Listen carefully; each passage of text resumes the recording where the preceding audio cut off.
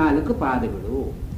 ಈ ನಾಲ್ಕು ಪಾದಗಳು ಅಂತನ್ನುವಾಗ ಆಚಾರ್ಯರು ಒಂದು ಭಾಷೆಯಲ್ಲಿ ಹೇಳ್ತಾರೆ, ನ ಗೌರಿವ ಕಿಂತು ಕಾರ್ಷಾಪಣವತ್. ಇದು ಒಂದು ಹಸುಗೆ 4 ಕಾಲು ಅಂತಿರುತ್ತೆ, ಹಾಗೆ ಈ ಆತ್ಮನಿಗೆ 4 ಕಾಲು ಇದೆಯೋ? ಜಾಗ್ರತ್ ಸ್ವಪ್ನ ಸುಷುಪ್ತಿ ತುರಿಯ ಅಂದ 4 ಕಾಲುಗಳು. ನ ಗೌರಿವ, ಹಸುವಿಗೆ ಸೋದರ ಲಗ್ನ ಚತುಷ್ಪಾದ್, ತನ್ನ ಹೊಟ್ಟೆಗೆ ಸೇರಿದ ಹಾಗೆ 4 ಕಾಲುಗಳಿರುತ್ತೆ. ಹೀಗೆ ಆತ್ಮ ಅಂತನ್ನೋ ವಸ್ತುವಿಗೆ 4 ಕಾಲುಗಳು ಅಂತ ಹೇಳ್ಬೋದು, ಅಂಶಾಹ ಮಾತ್ರ ಅಂತ ಹೇಳ್ಬೋದು. ಅಂದರೆ ಹೀಗೆ ಹೇಳಲಾರು. ಯಾಕೆ ಅಂದರೆ ಶ್ರುತಿಗಳು ನಿಷ್ಕಲ ಅಂತ ಹೇಳ್ತಾ ಇದೆ. ಅವನಿಗೊಂದು ರೂಪ ಇಲ್ಲ, ಅವನಿಗೊಂದು ಗುಣ ಇಲ್ಲ, ಅವನಿಗೊಂದು ಇದು ನಿಷ್ಕಲ ಅಂತ ಹೇಳ್ತಾ ಇದೆ. ನಿಷ್ಕಲನಾದವನಿಗೆ ಒಂದು ದೇಹ ಅಂತಿದೆ, ದೇಹ ಕಂಡುಕೊಂಡ ಹಾಗೆ 4 ಪಾದಗಳಿದೆ ಅಂತ ಹೇಳೋದಲ್ಲ. ಆದರೆ ಕಾರ್ಷಾಪಣವದು, ಈ ಕಾರ್ಷಾಪಣ ಅಂತನ್ನೋ ನಾಣ್ಯ ಇದೆಯಲ್ಲ, ಅಂದರೆ ಷೋಡಶಪಣಾನಾಂ ಸಂಜ್ಞಾ ಕಾರ್ಷಾಪಣಂ. ಕಾರ್ಷಾಪಣ ಅಂತನ್ನೋದು ಹಳೆಯ ಕಾಲದ ಒಂದು ಸುವರ್ಣ ನಾಣ್ಯ, ನಾಣಕ ಅಂತಂತಾರೆ. ಬಂಗಾರದ ನಾಣ್ಯ ಕಾರ್ಷಾಪಣ ಅಂತ. ಈ ಕಾರ್ಷಾಪಣದಲ್ಲಿ ಷೋಡಶಪಣ, 16 ಪಣಗಳು ಅದರಲ್ಲಿ ಕೂಡಿಕೊಂಡಿದ್ದದ್ದನ್ನು ಸಂಜ್ಞಾ, ನಾವು ಒಂದು ಕಾರ್ಷಾಪಣ ಅಂತ ಕರೀತೀವಿ. ಈ ಕಾರ್ಷಾಪಣದಲ್ಲಿ ಈ ನಮ್ಮ ಹಿಂದಿನ ರೂಪಾಯಿ ಇದ್ದ ಹಾಗೆ 16 ಆಣೆಗೆ 1 ರೂಪಾಯಿ ಅಂತ ಇದ್ವಲ್ಲ, ಈ 16 ಆಣೆ ಇದ್ದ ಹಾಗೆ ಇದರಲ್ಲಿ ಏನು, ಯಥಾಹಿ ಕಾರ್ಷಾಪಣಂ ಸ್ವರ್ಣನಾಮಕಂ ಮಹಾರ್ಘಮಿತಿ ನತೇನ ಸಕಲೇನೈವ ಸರ್ವದಾ ಸರ್ವೇ ಜನ ವ್ಯವಹರ್ತುಮೀಶತೆ ಇತಿ. ಈ ಒಂದು ಮಹಾರ್ಘ ಬಹಳ ಬೆಲೆ ಉಳ್ಳಂತಹದ್ದು ಆ ಕಾಲದಲ್ಲಿ. ಇವಾಗ not in the devalued rupee state. ಆಗ ಇದು ಮಹಾರ್ಘಮಿತಿ, ಇದು ದೊಡ್ಡ ಬಹಳ ಬೆಲೆ ಬಾಳುವಂತಹ ನಾಣ್ಯ ಇದು. ಇದನ್ನು ಎಲ್ಲರೂ ಎಲ್ಲ ಕಾಲದಲ್ಲಿಯೂ ಉಪಯೋಗಿಸೋದು ಸಾಧ್ಯ ಇಲ್ಲ. 1 ರೂಪಾಯಿಗೆ ಬರುವಷ್ಟನ್ನು, ಅಂದರೆ 1 ಕಾರ್ಷಾಪಣಕ್ಕೆ ಬರುವಷ್ಟನ್ನು ಎಲ್ಲರೂ ಎಲ್ಲ ಕಾಲದಲ್ಲೂ ಪಡ್ಕೊಳ್ಳೋದು ಸಾಧ್ಯ ಇಲ್ಲ, ಪಡ್ಕೊಂಡ್ರೆ ಪ್ರಯೋಜನ ಇಲ್ಲ ಅಂತ ಹೇಳಿ ವ್ಯವಹಾರ ಪ್ರಾಚುರ್ಯಾಯ ತಸ್ಮಿನ್ ಪಾದ ವಿಭಾಗ ಕಲ್ಪ್ಯತೆ. ಆದ್ದರಿಂದ ಏನು ಮಾಡಿದ್ರು, ಇದನ್ನು 4 ಭಾಗಗಳನ್ನು ಮಾಡಿ, 1 ಪಾದ ಕಾರ್ಷಾಪಣ, ಇನ್ನೊಂದು ಪಾದ ಕಾರ್ಷಾಪಣ, 3, 4. ಅಂದರೆ ಇದು ವ್ಯವಹಾರಕ್ಕೆ ಒಂದು 1/4 ರೂಪಾಯಿ ಇದ್ರೂ ಸಾಕು, ಅರ್ಧ ರೂಪಾಯಿ ಇದ್ರೂ ಸಾಕು, 3/4 ರೂಪಾಯಿ ಇದ್ರೂ ಸಾಕು. 1 ರೂಪಾಯಿ ಇಟ್ಕೊಂಡು ವ್ಯವಹಾರ ಮಾಡೋದು ಕಷ್ಟ. 1 ರೂಪಾಯಿಗೆ ಬೇಕಾಗೋದು ನಮಗೆ ಬೇಕಾದಷ್ಟು ಆಗೋದು, ನಮಗೆ ಬೇಡ ಅಷ್ಟು. ನಮಗೆ ಬೇಕಾದ 1/4 ರೂಪಾಯಿಗೆ ಬೇಕಾಗೋದು. ಹೀಗೆ ವ್ಯವಹಾರ ಪ್ರಾಚುರ್ಯಾಯ, ಅಂದರೆ ಆಚಾರ್ಯರು ಬರೆದ ಕಾಲಕ್ಕೆ ಸುಭಿಕ್ಷ ಆಗುತ್ತೆ. ಹೀಗೆ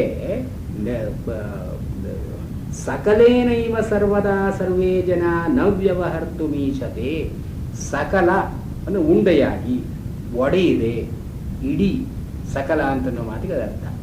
ಸಕಲೇನೈವ, ಒಂದು ಕಾರ್ಷಾಪಣ ಬಂಗಾರದ ನಾಣ್ಯವನ್ನು ಹಾಗೆಯೇ ನಾವು ಉಪಯೋಗಿಸೋದು ಸಾಧ್ಯ ಇಲ್ಲ ಅಂತ ಆಗೋದ್ರಿಂದ ವ್ಯವಹಾರ ಪ್ರಾಚುರ್ಯಾಯ, ನಮ್ಮ ಅಗತ್ಯಗಳಿಗೆ ಸರಿಯಾಗಿ ವ್ಯವಹಾರಕ್ಕೆ ಒಗ್ಗೋ ಹಾಗೆ ತಸ್ಮಿನ್ ಪಾದ ವಿಭಾಗ ಕ್ರಿಯತೆ, ಅದರಲ್ಲಿ ನಾವು ಪಾದ ವಿಭಾಗವನ್ನು ಮಾಡಿಕೊಳ್ತೀವಿ. 1/4 ರೂಪಾಯಿ, ಅರ್ಧ ರೂಪಾಯಿ, 3/4 ರೂಪಾಯಿ ಅಂತ ಮಾಡಿಕೊಳ್ತೀವಿ. ಏವಂ ಇಹಾಪಿ ಪ್ರತಿಪತ್ತಿ ಸೌಕರ್ಯಾರ್ಥಂ ಆತ್ಮ ಚತುಷ್ಪಾದಿತಿ ಕಲ್ಪ್ಯತೆ. 1 ರೂಪಾಯಿ ನಾಣ್ಯದಲ್ಲಿ 1/4 ಭಾಗ ಅಂತ ನಾವು ಮಾಡಿಕೊಳ್ಳೋ ಕಲ್ಪನೆ ಅಷ್ಟೇ. 1 ರೂಪಾಯಿನ 4 ಭಾಗವಾಗಿ ಒಡೆದರೆ ಅದೇನು ವ್ಯವಹಾರಕ್ಕೆ ಬರೋಲ್ಲ ಅದು. ಹೀಗೆ 1 ರೂಪಾಯಿ 1 ಕಾರ್ಷಾಪಣ ಅಂತ ಇರೋದರಲ್ಲಿ ನಾವು ನಮ್ಮ ವ್ಯವಹಾರಕ್ಕೆ 4 ಭಾಗ ಅಂತ ನಾವು ಮಾಡಿಕೊಳ್ತೀವಿ. ಅಂದರೆ ವಸ್ತುಸ್ಥಿತಿ ಅದಲ್ಲ. ವಸ್ತುಸ್ಥಿತಿಯಲ್ಲಿ ಚತುಷ್ಪಾತ್ ಇಲ್ಲ, 4 ಭಾಗಗಳು ಇಲ್ಲ ಅದರಲ್ಲಿ. ನಾವು ಮಾಡಿಕೊಳ್ಳೋದು 4 ಭಾಗ ಅದರಲ್ಲಿ. ಯಾಕೆ? ನಮ್ಮ ವ್ಯವಹಾರಕ್ಕಾಗಿ. ಆದ್ದರಿಂದ ಚತುಷ್ಪಾತ್ ಬ್ರಹ್ಮನನ್ನು, ಈ ಆತ್ಮನನ್ನು ಕೂಡ ಪ್ರತಿಪತ್ತಿ ಸೌಕರ್ಯಾರ್ಥಂ, ಈ ಇಡೀ ಆತ್ಮನನ್ನು ತಿಳ್ಕೊಳ್ಳೋದು ನಮಗೆಲ್ಲ ಸಾಧ್ಯ ಇಲ್ಲ. ಆದ್ದರಿಂದ ಈ ಆತ್ಮನಲ್ಲಿ ಒಡೆದು ವಿಭಾಗ ಮಾಡಿ, ಇದು ಜಾಗೃತ ಅವಸ್ಥೆಯಲ್ಲಿ ಆತ್ಮ, ಸ್ವಪ್ನಾವಸ್ಥೆಯಲ್ಲಿ ಆತ್ಮ, ಸುಷುಪ್ತಿ ಅವಸ್ಥೆಯಲ್ಲಿ ಆತ್ಮ, ಇದು 3 ಮೀರಿದ ಆತ್ಮ ಅಂತ ನಾವು ಮಾಡಿಕೊಳ್ಳೋ ವ್ಯವಸ್ಥೆ ಅಷ್ಟೇ ಇದು. ಈ ಚತುಷ್ಪಾದ ಅಂದ್ರೆ ಆತ್ಮನಿಗೆ 4 ಕಾಲುಗಳಿದೆ ಅಂತಲ್ಲ. ಇದು ಯಾತಕ್ಕೆ ಅಂತಂದರೆ ಬಹಳ ಜನ ಜಾಗರಿತಂ ಏವ ಸಕಲಂ ಇತಿ ಮನ್ಯಂತೆ. ಬಹಳ ಜನ ಏನು ಅಂದ್ಕೊಳ್ತಾರೆ, ನಾವು ಇಂದ್ರಿಯಗಳನ್ನು ಉಪಯೋಗಿಸ್ತೀವಿ, ಹೊರಗಡೆ ವಿಷಯಗಳಿದೆ, ನಮಗೆ ಜ್ಞಾನ ಅಂತ ಒಂದು ಬರುತ್ತೆ, ಮನಸ್ಸನ್ನು ಉಪಯೋಗಿಸ್ತೀವಿ, ವಾಸ್ತವವಾಗಿದೆ ಆತ್ಮ. ಆತ್ಮ ಅಂದರೆ ಏನು ಅಂತ ತಿಳ್ಕೊಳ್ತಾರೆ, ಜಾಗೃತ ಅವಸ್ಥೆಯಲ್ಲಿ ಇರೋದೇ ಆತ್ಮ ಅಂತ ಬಹಳ ಜನ ಮನ್ಯಂತೆ. ಆದರೆ ವಾಸ್ತವವಾಗಿ ಇದು ಒಂದೇ ಅಲ್ಲ. Much of our life is spend not only in waking. Waking is one part of our life. Dreaming is another part of our life. Sleep is another part of life. 50 ಅವೇನೋ ಆಯುಷ್ಯದಲ್ಲಿ 50 ವರ್ಷ ನಿದ್ದೆಗೆ ಇಷ್ಟು ನಿದ್ರೆ ಮಾಡ್ತಾನೆ ಅಷ್ಟು ವರ್ಷ ಕಳಿತೀವಿ ನಾವು. But we don't recognise that it is A ಪಾದ. ಇಲ್ಲಿ ಪ್ರತಿಪತ್ತಿ ಸೌಕರ್ಯ ಅಂತಂದರೆ ಜಾಗರಿತಂ ಏವ ಆತ್ಮಾನಂ ಪೂರ್ಣಂ ಸಕಲಂ ಇತಿ ಮನ್ಯಂತೆ ಜನಗಳು ಈ ಜಾಗೃತ ಅವಸ್ಥೆಯೇ ಪೂರ್ಣ ಸಕಲ ಅಂತ ಅಂದುಕೊಂಡು ಸ್ವಪ್ನ ಸುಷುಪ್ತಿಗಳು ಇದಕ್ಕೆ ವಿಕಲ ಅಂತ ಅಂದ್ಕೊಳ್ತಾರೆ. ಇದರಿಂದ somehow disturbance. Dream is a disturbance, sleep is a cessation of waking. ವೇಕಿಂಗೇ the real life is waking ಅಂತ ಜನ ಅಂದುಕೊಳ್ತಾರೆ. ಇದು ವಸ್ತುಸ್ಥಿತಿ ಹೀಗಲ್ಲ ಅಂತನ್ನೋದಕ್ಕಾಗಿ ತತ್ ಪ್ರತಿಪತ್ಯುಪಾಯಭೂತಂ. ಇದನ್ನು ತಿಳ್ಕೊಳ್ಬೇಕಾದ್ರೆ ಮೂರು ಅವಸ್ಥೆಗಳು ಅಂತ ನಾವು ಕಲ್ಪನೆ ಮಾಡಿಕೊಳ್ಳಬೇಕು. ಜಾಗೃತ ಅವಸ್ಥೆ, ಸ್ವಪ್ನಾವಸ್ಥೆ ಮತ್ತು ಸುಷುಪ್ತಿ ಅವಸ್ಥೆ. ಇದು ಬಹಳ ಜನಕ್ಕೆ ಇದು ಅನುಭವದಲ್ಲಿ ಇದ್ದರೂ ಕೂಡ ಪ್ರತಿಪತ್ತಿ ಅಂತಿಲ್ಲ. ಇದರಲ್ಲಿ ನಾವು ಹೇಳೋ ಸ್ವಾರಸ್ಯ ಇದೇ ಇಲ್ಲ ಅಂತ ಅನ್ನೋದಲ್ಲ. ಎಲ್ಲರಿಗೂ ಅವರು ಏನು ಬೇಕಾದ್ರೂ ತಿಳ್ಕೊಳ್ಳಿ. ಜಾಗೃತ ಅವಸ್ಥೆಯ ದಿಟ ಅಂತ ತಿಳ್ಕೊಳ್ಳಿ, ಕನಸು ಅಂತ ತಿಳ್ಕೊಳ್ಳಿ, ನಿದ್ರೆ ಇದಕ್ಕೆ ವಿಕಾರ ಅಂತ ತಿಳ್ಕೊಳ್ಳಿ. ಅದು ನಿದ್ರೆ ಮಾಡೋದು ಉಂಟಲ್ಲ, ಅವರು ಕನಸು ಕಾಣೋದು ಉಂಟಲ್ಲ, ಎಚ್ಚರವಾಗಿರೋದು ಉಂಟಲ್ಲ. ವಸ್ತುಸ್ಥಿತಿ ಎಲ್ಲರ ಅನುಭವದಲ್ಲೂ ಇದೆ. Whatever their view point or whatever their explanation, ಹೀಗಿರೋವಾಗ ಈ ಮೂರನ್ನ ಸಮಾನವಾಗಿ ಈ ಅವಸ್ಥೆಗಳು ಅಂತ ಕಂಡುಕೊಳ್ಳುವಂಥ ಬುದ್ಧಿ ನಮ್ಗೆ ಉಂಟಾಗೋದಕ್ಕಾಗಿ ಈ ಓಂಕಾರ ಅಂತನ್ನೋ ಉಪಾಯವನ್ನು ಹೇಳಿದರು. ಇಲ್ಲಿ ನಾವು ಸಾಮಾನ್ಯವಾಗಿ 3 ಅವಸ್ಥೆಗಳು ತಿಳ್ಕೊಂಡವರು ಕೂಡ ಏನು ತಿಳ್ಕೊಳ್ತಾರೆ, ಇವಾಗ ಜಾಗೃತ ಅವಸ್ಥೆ ಇದೆ, ಸ್ವಪ್ನಾವಸ್ಥೆ ಇದೆ, ಸುಷುಪ್ತಿ ಅವಸ್ಥೆ ಇದೆ. ಜಾಗೃತ ಅವಸ್ಥೆಯಲ್ಲಿ ನಮಗೊಂದು ಗಡಿಯಾರ ಅಂತ ಇದೆ, ಅಥವಾ ಸೂರ್ಯ ಚಂದ್ರ ಹುಟ್ಟೋದು ಮಾಡೋದು ಇರುತ್ತೆ. ಇದರಿಂದ ಒಂದು ಕಂಟಿನ್ಯೂ ಒಂದು ಕಾಲ ಪ್ರವಾಹದಲ್ಲಿ ಜಾಗೃತ ಅವಸ್ಥೆ ಅಂತ ನಡೆಯುತ್ತೆ. ನಾವು ಕನಸು ಕಾಣುವಾಗ ಈ ಕಾಲದ ಅವಸ್ಥೆಯನ್ನೇ ಹಿಡಿದು ನಾವು ಇಷ್ಟೊತ್ತು ಕನಸು ಕಂಡೆ, ನಾವು ನೇರವಾಗಿ ಗೊತ್ತಾಗದೇ ಇದ್ದರೂ ಕೂಡ ದೇರ್ ಆರ್ ಇನ್ಸ್ಟ್ರೂಮೆಂಟ್ಸ್. ನಾವು ಅವನ ಡ್ರೀಮ್ ಸ್ಟೇಟನ್ನು ಇದು ಮಾಡುವಂಥ ಡ್ರೀಮ್ ಲ್ಯಾಬೊರೇಟರೀಸ್ ಹತ್ರ ಇರುತ್ತೆ. ಅದರಲ್ಲಿ ಎಷ್ಟು ಕಾಲ ಇವನು ಕನಸು ಕಾಣ್ತಾ ಇದ್ದ ಅಂತನೋದನ್ನು ಹೇಳ್ತಾರೆ. ಇಷ್ಟು ಕಾಲ ನಿದ್ರೆಯಲ್ಲಿ ಹೋಯಿತು, ಎಷ್ಟು 5 hours ಅಂತ ಹೇಳ್ತಾರೆ. ಆದರೂ ವಾಸ್ತವವಾಗಿ ಈ ಜಾಗೃತ ಅವಸ್ಥೆಯಲ್ಲಿರೋ ಕಾಲ ಸ್ವಪ್ನಾವಸ್ಥೆಯಲ್ಲಿ ಇದೆಯೋ? ನಾವು ಕನಸು ಕಾಣುವಾಗ 5 ನಿಮಿಷದ ಕನಸಾದರೂ ಕೂಡ ಎಲ್ಲೆಲ್ಲೋ ಹೋಗ್ತೀವಿ, ಯಾರ್ಯಾರನ್ನೋ ನೋಡ್ತೀವಿ, ಎಷ್ಟೋ ಕಾಲಗಳಾದ ಹಾಗೆ ಆಗುತ್ತೆ, ಅಲ್ಲಿ ಏನೋ ಕೆಲಸ ಮಾಡ್ತೀವಿ. 5 ನಿಮಿಷದಲ್ಲಿ ಆಗುವಂಥದ್ದಲ್ಲ ಅವೆಲ್ಲ. ಅಲ್ಲಿಯ ಕಾಲ ಒಂದು dimension of space in dream is all together different. ಅಲ್ಲಿ ಕಾಲಮಾನವೇ ಬೇರೆ. ನಿದ್ರೆ ಮಾಡ್ತಿರುವಾಗ ಇಷ್ಟೊತ್ತು ನಿದ್ರೆ ಮಾಡಿದೆ ಅಂತ ಏನಾದ್ರು 1 ಗಂಟೆ ನಿದ್ರೆ ಆಯಿತು ಅಂತ ಯಾರಾದರೂ ಅದನ್ನು ಮನಸ್ಸಲ್ಲಿ ಮಾಡಿಕೊಂಡು ಇನ್ನೊಂದು ಗಂಟೆ ನಿದ್ದೆ, 3ನೇ ಗಂಟೆ ಹಾಗೇನಾದ್ರು ಸಾಧ್ಯವೋ? ನಿದ್ರೆ ಮಾಡ್ತಿರುವ ಕಾಲದ ಪರಿಗಣನೆಯೇ ಇಲ್ಲ. ಸ್ವಪ್ನಾವಸ್ಥೆಯಲ್ಲಿರುವ ಕಾಲದ ಪರಿಗಣನೆಯೇ ಬೇರೆ, ಜಾಗೃತ ಅವಸ್ಥೆಯಲ್ಲಿರುವ ಕಾಲ ಪರಿಗಣನೆಯೇ ಬೇರೆ. ಅಂದ್ರೆ ಏನು, ಒಂದಾಗುತ್ತಲು ಒಂದು, ಇದ್ರ ಪಕ್ಕದಲ್ಲಿ ಇದು, ಇದ್ರ ಪಕ್ಕದಲ್ಲಿ ಇದು ಅಂತ ನಾವು 3 ಅವಸ್ಥೆಗಳು ಅಂತ ನಾವು ಕಂಡುಕೊಂಡವರು ಕೂಡ ನಮ್ಮ normal tendency is to arrange all of them in the same coordinate of time. ಒಂದೇ ಕಾಲ ಪ್ರವಾಹದಲ್ಲಿ 3 ನಡೀತಾ ಇದೆ. ಇದು ವಾಸ್ತವವಾಗಿ ಅಲ್ಲ. ಕಾಲ ದೇಶಗಳು ಆಯಾ ಅವಸ್ಥೆಗಳಿಗೆ ಸೀಮಿತವಾದದ್ದು. ಇದನ್ನ ಈ ಉಪನಿಷತ್ತು ಹೇಳ್ತಾ ಇದೆ. ಜಾಗೃತ ಅವಸ್ಥೆಯಲ್ಲಿರೋ ಕಾಲದೇಶಗಳೇ ಬೇರೆ, ಸ್ವಪ್ನದಲ್ಲಿ ನಾವು ವ್ಯವಹಾರ ಮಾಡೋ ದೇಶ, ವ್ಯವಹಾರ ಮಾಡತಕ್ಕ ಕಾಲ ಅದೇ ಬೇರೆ. ಈ ಹಗಲುಗನಸು ಎಚ್ಚರದಲ್ಲಿ ಒಂದು ಕನಸ್ತಾನೆ, ಕನಸಿನಲ್ಲೂ ಎಚ್ಚರವಾಗಿರೋದು ಉಂಟು. ಹೀಗೆ ಈ ಕಾಲ ದೇಶ ಅಥವಾ ಸಂದರ್ಭ, ಈ ಚೌಕಟ್ಟಿನಿಂದ ಅವಸ್ಥಾ ಅಂತ ಅನ್ನೋದನ್ನು ನಿರ್ಣಯ ಮಾಡೋದು ಸಾಧ್ಯ ಇಲ್ಲ. ಮೂರು they are all together independent of each other. ಅಂದ್ರೆ ಸ್ಮೃತಿಯಲ್ಲಿ ಏನು ಹೇಳುತ್ತೆ, ನಾವು ಎಚ್ಚರವಾಗಿದ್ದವನೇ ಕನಸು ಕಾಣ್ತಾ ಇದ್ದಾನೆ, ಕನಸು ಕಾಣ್ತಾ ಇರೋವನೇ ನಿದ್ರೆ ಮಾಡ್ತಾ ಇದ್ದಾನೆ ಅಂತ ಅನುಭವದಲ್ಲಿ ಇದೆ. ಆದರೆ ಒಂದೊಂದು ಅವಸ್ಥೆಯೂ ಕೂಡ ಸ್ವತಂತ್ರವಾದದ್ದು, ದೇರ್ ಇಸ್ ನೋ ಓವರ್ಲ್ಯಾಪಿಂಗ್. ಇವತ್ತು ಹಗಲುಗನಸು ಅಂತ ಅನ್ನೋದು ಇಮ್ಯಾಜಿನೇಷನ್ ಡ್ಯೂರಿಂಗ್ ಮೇಕಿಂಗ್ ಲೈಫ್. ಆ ತಿರುಕನೂರುವ ಅದು ಹಗಲು ಕಾಣಿಸುತ್ತಾನೆ, ಅದು ಅಂದರೆ building castles in the air. ಹೀಗೆ ಒಂದು ಈ ಮೂರು ಅವಸ್ಥೆಗಳು ಅಂತ ಕಂಡುಕೊಂಡ್ರೂ ಕೂಡ, ಅಂದರೆ ಪರಿಗಣನೆ ಮಾಡಿದರೂ ಕೂಡ ನಮಗೆ ಈ ಮೂರು ಅವಸ್ಥೆಗಳ ಯಾಥಾರ್ಥ್ಯ ಅಂತನೋದು ಇಲ್ಲ. ಒಂದೇ ಇವಾಗ ಕಾರ್ಷಾಪಣ ಅಂದ್ರೆ ಒಂದು ನಾಣ್ಯದಲ್ಲಿ 4 ಭಾಗಗಳು, ಅಂದರೆ ಒಂದು ನಾಣ್ಯವನ್ನು ಕೈಲಿ ಹಿಡ್ಕೊಂಡಾಗ ಇದರಲ್ಲಿ 6 ಆಣೆ ಇದೆ, 8 ಆಣೆ ಇದೆ, 3/4 ಆಣೆ ಇದೆ ಅಂತ ಯಾರಿಗೂ ಅನಿಸಲ್ಲ. ಬೇಕಾದರೆ 6 ಆಣೆಗೂ ಬರುತ್ತೆ, ಅರ್ಧ ಆಣೆ ಅರ್ಧ ರೂಪಾಯಿಗೆ ಬರುತ್ತೆ, 1/4 ರೂಪಾಯಿ ಬರುತ್ತೆ, 3/4 ರೂಪಾಯಿ ಬರುತ್ತೆ. ಆದರೆ ಒಂದು ನಾಣ್ಯವನ್ನು ನೋಡಿದ ತಕ್ಷಣ 1/4, ಅರ್ಧ, 3/4 ಅಂತ ಅನ್ನೋ ಕಲ್ಪನೆ ಬರೋಲ್ಲ. ಹೀಗೆ ಈ ಮೂರು ಅವಸ್ಥೆಗಳು ಇದ್ರೂ ಕೂಡ ಈ ಆತ್ಮ ಇದರಲ್ಲಿ ಸೇರಿಕೊಂಡಿದ್ದಾನೆ ಅಂತನ್ನೋ ಕಲ್ಪನೆ ನಮಗೆ ಬರೋಲ್ಲ. ಈ ಮೂರು ಅವಸ್ಥೆಗಳು ಸ್ವತಂತ್ರವಾಗಿರುವಾಗ ಮೂರು ಅವಸ್ಥೆಗಳಲ್ಲಿಯೂ ಒಂದು ಪ್ರತ್ಯಭಿಜ್ಞಾ ಅಂತ ಬರುತ್ತಲ್ಲ, ನಾನೇ ಎಚ್ಚರವಾಗಿದ್ದೆ, ನಾನೇ ಕನಸು ಕಂಡೆ, ಆಮೇಲೆ ನಾನೇ ನಿದ್ರೆ ಮಾಡಿದೆ, ಇದು ಪ್ರತ್ಯಭಿಜ್ಞಾ. ಕನಸು ಕಾಣ್ತಾ ಇರೋವನಿಗೆ ನಾನು ಎಚ್ಚರವಾಗಿದ್ದವನು ಕನಸು ಕಂಡೆ ಅಂತ ಅನ್ನೋದು ಬರೋಲ್ಲ. ಅಥವಾ ಎಚ್ಚರವಾಗಿರುವವನಿಗೆ ನಾನೇ ಕನಸು ಕಂಡೆ ಅಂತ ಅನ್ನೋದು ಬಂದ ಹಾಗೆ, ನಾನೇ ನಿದ್ರೆ ಮಾಡ್ತಾ ಇದ್ದೆ ಅಂತ ಬಂದ ಹಾಗೆ, ನಿದ್ರೆ ಮಾಡ್ತಾ ಇದ್ದಾಗ ನಾನೇ ಕನಸು ಕಂಡಿದ್ದು, ನಾನೇ ಎಚ್ಚರವಾಗಿದ್ದು, ಈಗ ನಿದ್ರೆ ಮಾಡ್ತಿದ್ದೀನಿ ಅಂತ ಅನ್ನೋ ಅನುಭವ ಇಲ್ಲ.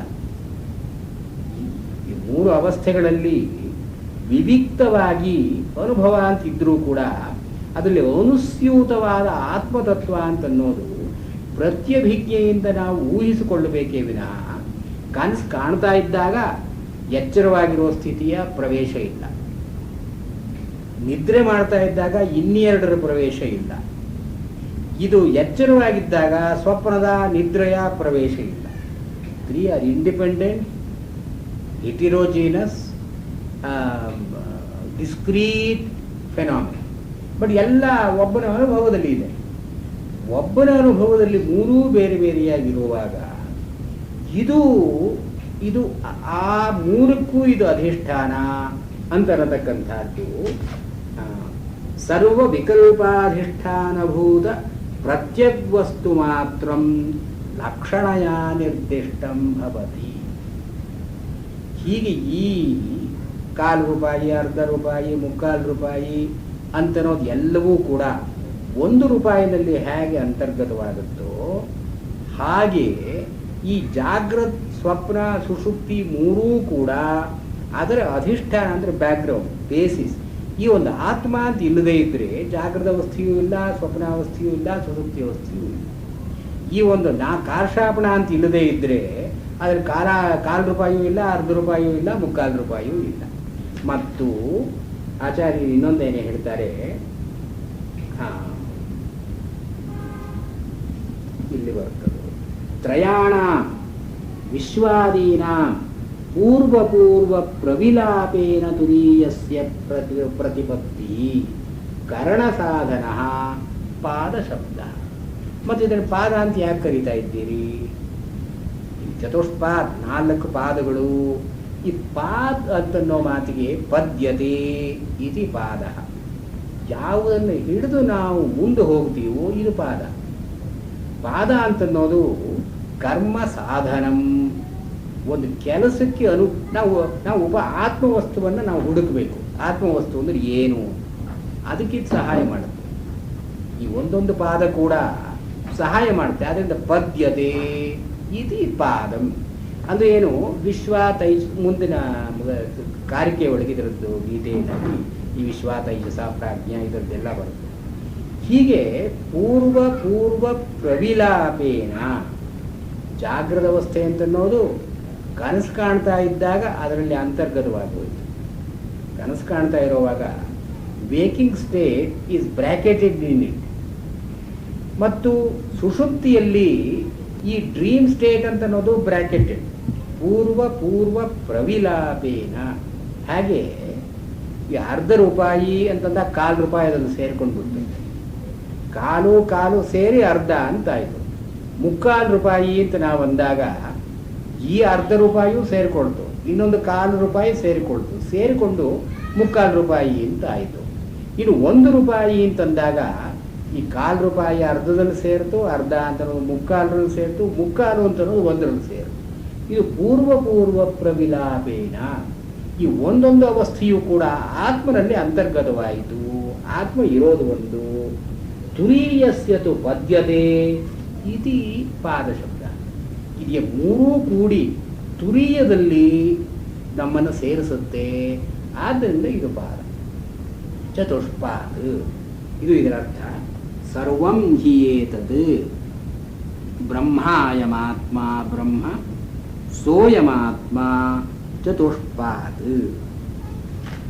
ಇಲ್ಲಿ ಈ ಓಂಕಾರ ಪದವಾಚ್ಯ ಅಂಥೇಳಿ ಇದು ಎಲ್ಲವೂ ಕೂಡ ಬ್ರಹ್ಮನನ್ನ ಓಂ ಅಂತ ಉಪಾಸನೆ ಮಾಡಬೇಕಾದ್ರೆ ಹೀಗೆ ಈ ಆತ್ಮತತ್ವ ಅಂತನ್ನೋದಕ್ಕೆ ಈ 4 ಇದೆ. 4 ಇದ್ದಾಗ ಈ ಓಂ ಅಂತ ಉಪಾಸನೆ ಮಾಡಬೇಕಾದ್ರೆ ಈ ಓಂಕಾರದಲ್ಲಿಯೂ ಕೂಡ ಅ ಉ ಮ ಅಂತನ್ನೋ 3 ಮಾತ್ರೆಗಳು, ಇನ್ನೊಂದು ಅಮಾತ್ರ ಅಥವಾ ಅರ್ಧ ಮಾತ್ರ ಅಂತನ್ನೋದನ್ನು ಕಲ್ಪನೆ ಮಾಡಿಕೊಂಡು 4 ವಿಭಾಗ ಮಾಡಿಕೊಳ್ಳಬೇಕು. ಅಲ್ಲಿ ಮಾತ್ರ ಪಾದ. ಯಾವುದು ಓಂಕಾರದಲ್ಲಿ ಮಾತ್ರೆಗಳು ಅಂತ ಕರಿತೀವೋ ಇಲ್ಲಿ ಆತ್ಮತತ್ವದಲ್ಲಿ ಇವೆಲ್ಲ ಪಾದಗಳು. ಮಾತ್ರ ಪಾದಾ ಮಾತ್ರ. ಇದು ಆತ್ಮ ಪ್ರತಿಪತ್ತಿ ಉಪಾಯ. ಅಲ್ಲಿ ಅಕಾರ ಅಂದ್ರೆ ಏನು, ಉಕಾರ ಅಂದ್ರೆ ಏನು, ಮಕಾರ ಅಂದ್ರೆ ಏನು.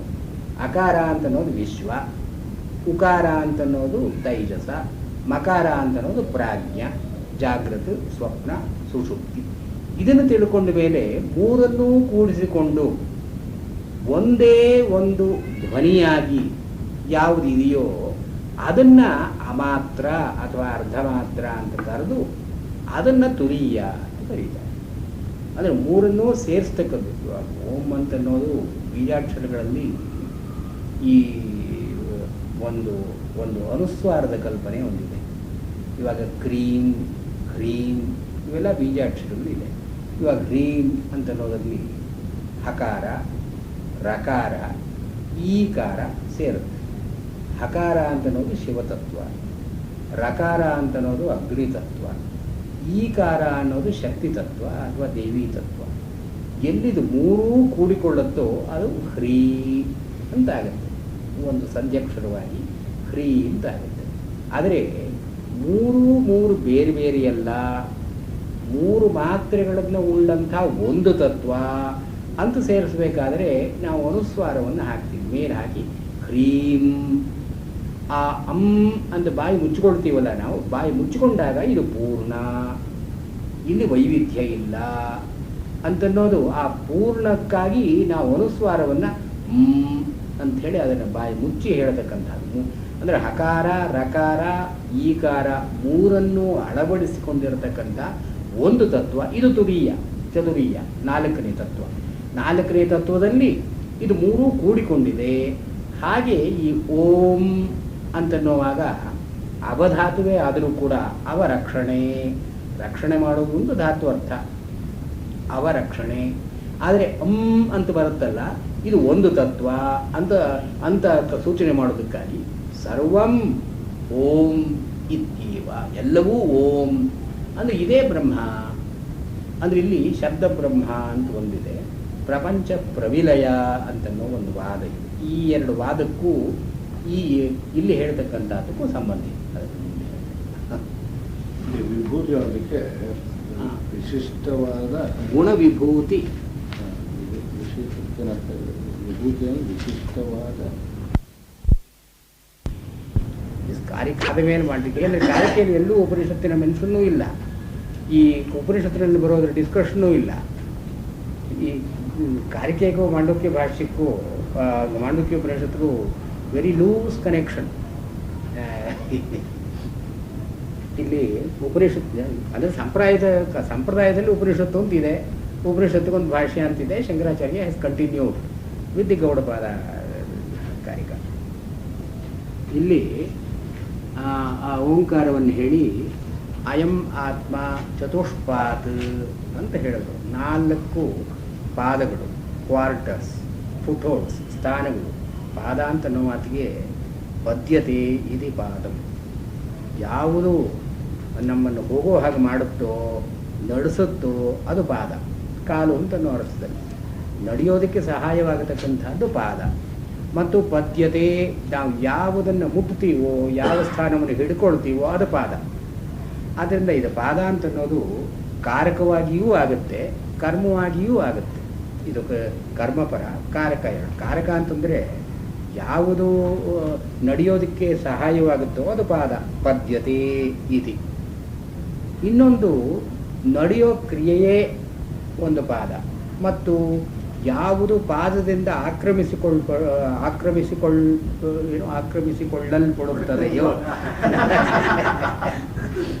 ಅದು ಪಾದವೇ. ಈಗ ವಿಷ್ಣುವನ್ನ ತ್ರಿಪಾದ್ ಅಂತ ಕರೀತಾರೆ. ತ್ರಿಪಾದ ಅಂದರೆ ಏನು? ದ್ಯುಲೋಕ, ಅಂತರಿಕ್ಷ, ಭೂಮಿ ಮೂರನ್ನು ಆಕ್ರಮಿಸಿಕೊಂಡ ಇದು ಪಾದ ಅಂತ ಅನ್ನೋದು. ಇಲ್ಲಿ ಆತ್ಮ, ಅಯಂ ಆತ್ಮ ಚತುಷ್ಪಾತ್, ಈ ಆತ್ಮನಿಗೆ 4 ಪಾದಗಳಿವೆ. ಆತ್ಮ ಅಂತ ಒಂದು ಉಂಡೆ ಅಂತ ತಗೊಂಡ್ರೆ ಅದಕ್ಕೆ 4 ಕ್ವಾರ್ಟರ್ಸ್, 4 ಡಿವಿಷನ್ಸ್ ಅಂತ ಆಗುತ್ತೆ. ಯಾಕೆಂದರೆ ಆಚಾರ್ಯರ ಭಾಷ್ಯದಲ್ಲಿ ಕಾರ್ಷಾಪಣವತ್ತು ಅಂತ ಹೇಳಿದ್ದಾರೆ. ಅದನ್ನು ಹೋದ ಸರ್ತಿ ಹೇಳಿ ಆಯಿತು. ಕಾರ್ಷಾಪಣ ಅಂತ ಅನ್ನೋದಕ್ಕೆ ಅದರ ಇದು ಹಸುವು 4 ಕಾಲಿರೋ ಹಾಗಲ್ಲ. ಇದು ಈ ಕಾರ್ಷಾಪಣ ಅಂತ ಅನ್ನೋದಕ್ಕೆ 4 ಭಾಗಗಳಿರೋ ಹಾಗೆ ಅಂತನ್ನೋದನ್ನು ಹೇಳಿ ಆಯಿತು. ಇಲ್ಲಿ ಈ ಪಾದ ಅಂತ ಅನ್ನೋದು ಅವಸ್ಥೆಗಳು, ಸ್ಥಾನ ಅಂತನ್ನೋ ಅರ್ಥದಲ್ಲಿ ಚತುಷ್ಪಾದ. ಈ ಆತ್ಮನಿಗೆ 4 ಅವಸ್ಥೆಗಳು, 4 ಸ್ಥಾನಗಳು. ಆತ್ಮ ಇರತಕ್ಕಂಥ 4 ಲೆವೆಲ್ಸ್ ಚತುಷ್ಪಾದ. ಯಾವ್ಯಾವುದು? ತದ್ಯಥ, ಅವನ ಚತುಷ್ಪಾತ್ವ ಹೇಗೆ ಅಂದರೆ ಜಾಗರಿತ ಸ್ಥಾನೋ ಬಹಿಷ್ಪ್ರಜ್ಞ ಸಪ್ತಾಂಗ ಏಕೋನವಿಂಶತಿ ಮುಖ ಸ್ಥೂಲಭುಗ್ವೈಶ್ವಾನರ ಪ್ರಥಮ ಪಾದ. ಇಲ್ಲಿ ಮೊದಲನೇ ಪಾದ, ಆತ್ಮನಂದು ಮೊದಲನೇ ಪಾದ ಯಾವುದು ಅಂದರೆ ಜಾಗರಿತ ಸ್ಥಾನ. ಜಾಗರಿತ ಅಂದರೆ ಎಚ್ಚರವಾಗಿರತಕ್ಕಂಥ ಸ್ಥಾನ.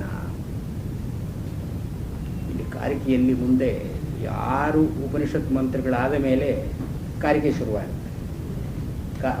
6 ಉಪನಿಷತ್ತುಗಳಾದ ಮೇಲೆ, 6 ಮಂತ್ರಗಳಾದ ಮೇಲೆ ಈ ಕಾರಿಕಾ ಭಾಗ ಆರಂಭವಾಗುತ್ತೆ. ಅಲ್ಲಿ ಈ ಒಂದು ಎಕ್ಸ್ಪ್ರೆಷನ್ನು ಡಿಸ್ಕಸ್ ಮಾಡಿಲ್ಲ. ಇಲ್ಲಿ ಬಹಿಷ್ಪ್ರಜ್ಞ ಸಪ್ತಾಂಗ, ಅವನ 7 ಅಂಗಗಳಿದೆ. ಏಕೋನವಿಂಶತಿ ಮುಖ, 19 ಮುಖಗಳಿವೆ. ಸ್ಥೂಲ, ಇದು ಒಂದನ್ನೂ ಕೂಡ ಕಾರಿಕೆಯಲ್ಲಿ ಎಕ್ಸ್ಪ್ಲೈನ್ ಮಾಡಿ. ಕಾರಿಕೆ ಕೆಲಸ ಏನು? ಉಪನಿಷತ್ತಲ್ಲಿ ಇರೋದನ್ನ ಎಕ್ಸ್ಪ್ಲೈನ್ ಮಾಡಬೇಕು. This does not come in for any explanation in the Karika. ಮತ್ತು ಇಲ್ಲಿ ವೈಶ್ವಾನರ ಅಂತನ್ನೋ ಮಾತು ಉಪಯೋಗಿಸಿದ್ದಾರೆ. ಅಲ್ಲಿ ವಿಶ್ವ ಅಂತನ್ನೋದು ಮಾತ್ರ ಅವರು ಪದ ಉಪಯೋಗಿಸಿರೋದು. ಅಂದರೆ takes A different stand all together. ಆದ್ದರಿಂದ ಉಪನಿಷತ್ತಿಗೂ ಕಾರಿಕೆಗೂ ನೇರವಾಗಿ ಸಂಬಂಧ ಇದೆಯೇ ಅಂತಲೂ ಸ್ವಲ್ಪ ಅನುಮಾನದ ಪ್ರಶ್ನೆ. ಇಲ್ಲಿ ಜಾಗರಿತ ಸ್ಥಾನ, ಜಾಗರಿತಂ ಸ್ಥಾನಂ ಅಸ್ಯ ಇತಿ ಜಾಗರಿತ ಸ್ಥಾನ. ಯಾವುದಕ್ಕೆ ಎಚ್ಚರವಾಗಿರತಕ್ಕಂಥ ಒಂದು ಸ್ಥಾನ ಇದೆಯೋ, ಒಂದು ಅನುಭವದ ಒಂದು ಕ್ಷೇತ್ರ, ಇದನ್ನು ಸ್ಥಾನ ಅಂತ ಕರೀತಾರೆ. ಸ್ಥಾನ ಇರತಕ್ಕದ್ದು, ಸ್ಥಾ ಅಂದರೆ ಟು ಸ್ಟೇ, ಸ್ಥಾನ ಅಂದರೆ the area of staying, the plane of experience. ಜಾಗರಿತ ಅಥವಾ ಎಚ್ಚರವಾಗಿರತಕ್ಕಂಥದ್ದು ಅನ್ನೋದು ಮೊದಲನೇ ಪಾದ. ಇಲ್ಲಿ ಬಹಿಷ್ಪ್ರಜ್ಞ, ಎಲ್ಲಿ ಪ್ರಜ್ಞೆ ಅಂದರೆ ಅವೇರ್ನೆಸ್, ಅರಿವು, ಬಹಿಹಿ ಹೊರಗಡೆ ಇದೆಯೋ, ಈ ಬಹಿ ಅನ್ನೋ ಮಾತಿಗೆ ಬಾಹ್ಯ ಅಂತ ಅರ್ಥ. Where the awareness pertains to the external world. ಈ ಎಕ್ಸ್ಟರ್ನಲ್ ಅಂದರೆ ಏನು? ಸ್ವಾತ್ಮ ವ್ಯತಿರಿಕ್ತೆ ಶಬ್ದಸ್ಪರ್ಶಾದೌ ವಿಷಯೇ ಪ್ರಜ್ಞಾ ಯಸ್ಯ ಸಹ.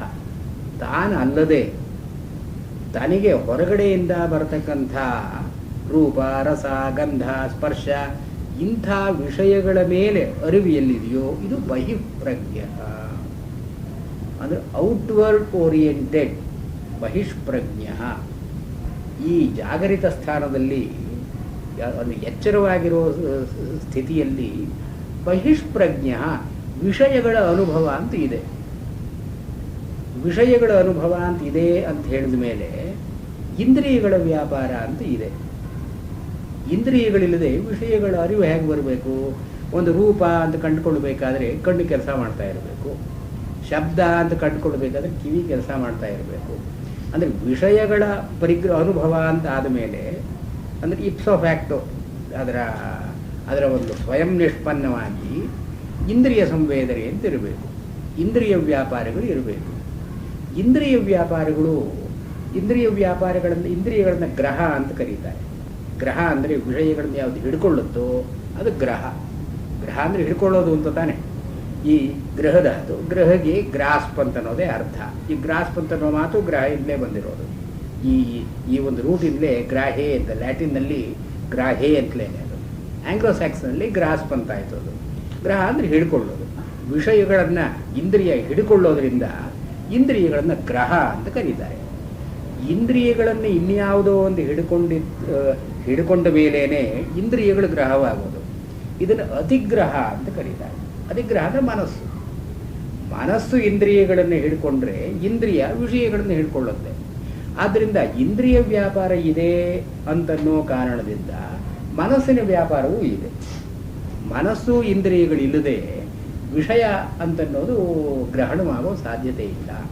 ಆದ್ದರಿಂದ ಬಹಿಷ್ಪ್ರಜ್ಞ ಅಂತನ್ನೋ ಮಾತಿನಲ್ಲಿ ಇಂದ್ರಿಯಗಳು, ಮನಸ್ಸು ಕೆಲಸ ಮಾಡ್ತಾ ಇವೆ. ಜಾಗರಿತ ಸ್ಥಾನ ಬಹಿಷ್ಪ್ರಜ್ಞ.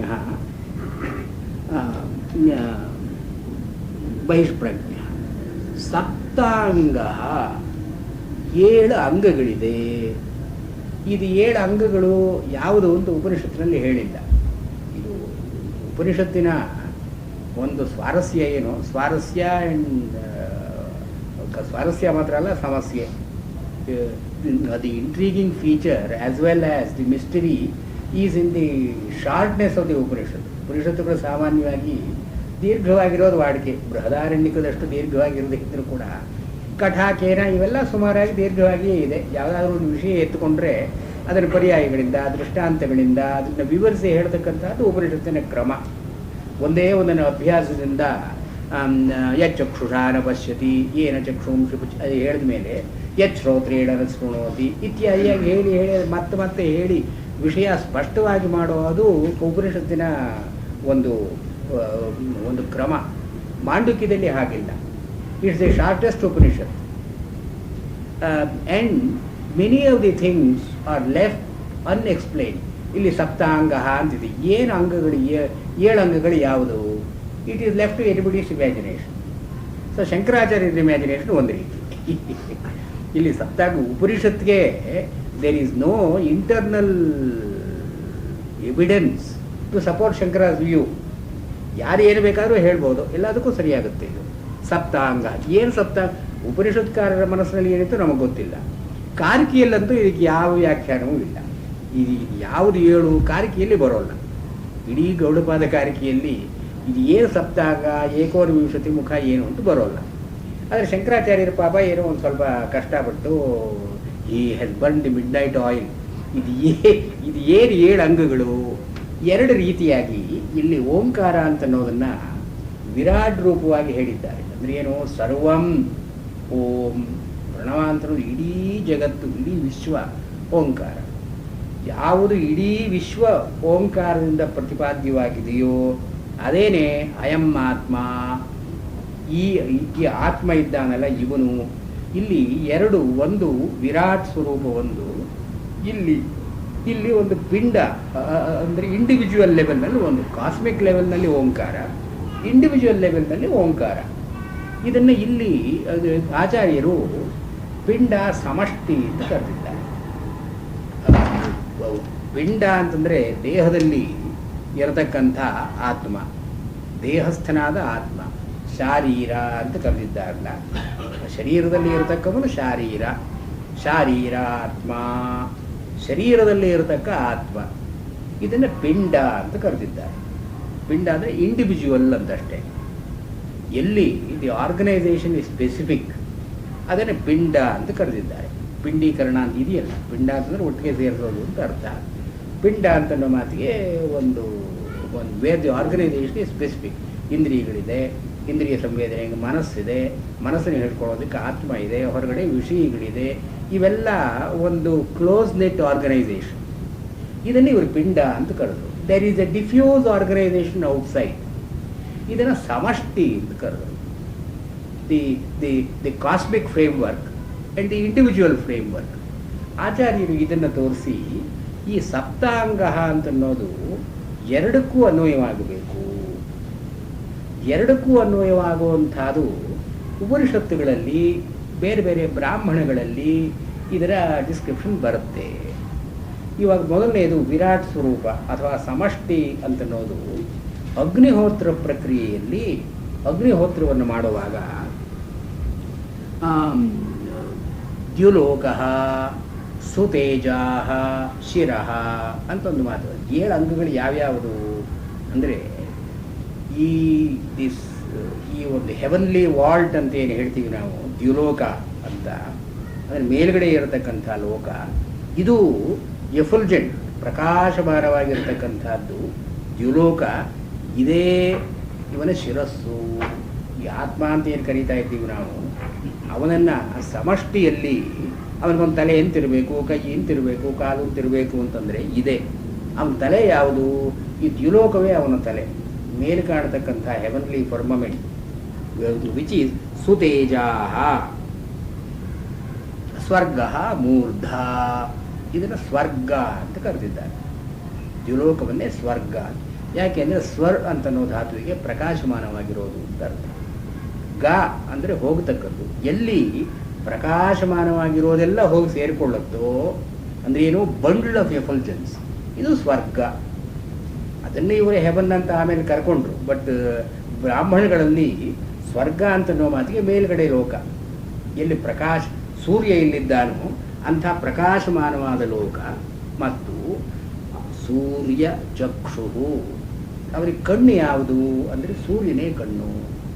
ಈ ಸೂರ್ಯನಿಗೆ ಏನು ಹೇಳಿದ್ದಾರೆ, ಆಲ್ ಪರ್ಸೀವಿಂಗ್, ಆಲ್ ಎನ್ಲೈಟನಿಂಗ್, ಎಲ್ಲವನ್ನೂ ಕೂಡ ಬೆಳಗತಕ್ಕಂಥವನು ಸೂರ್ಯ.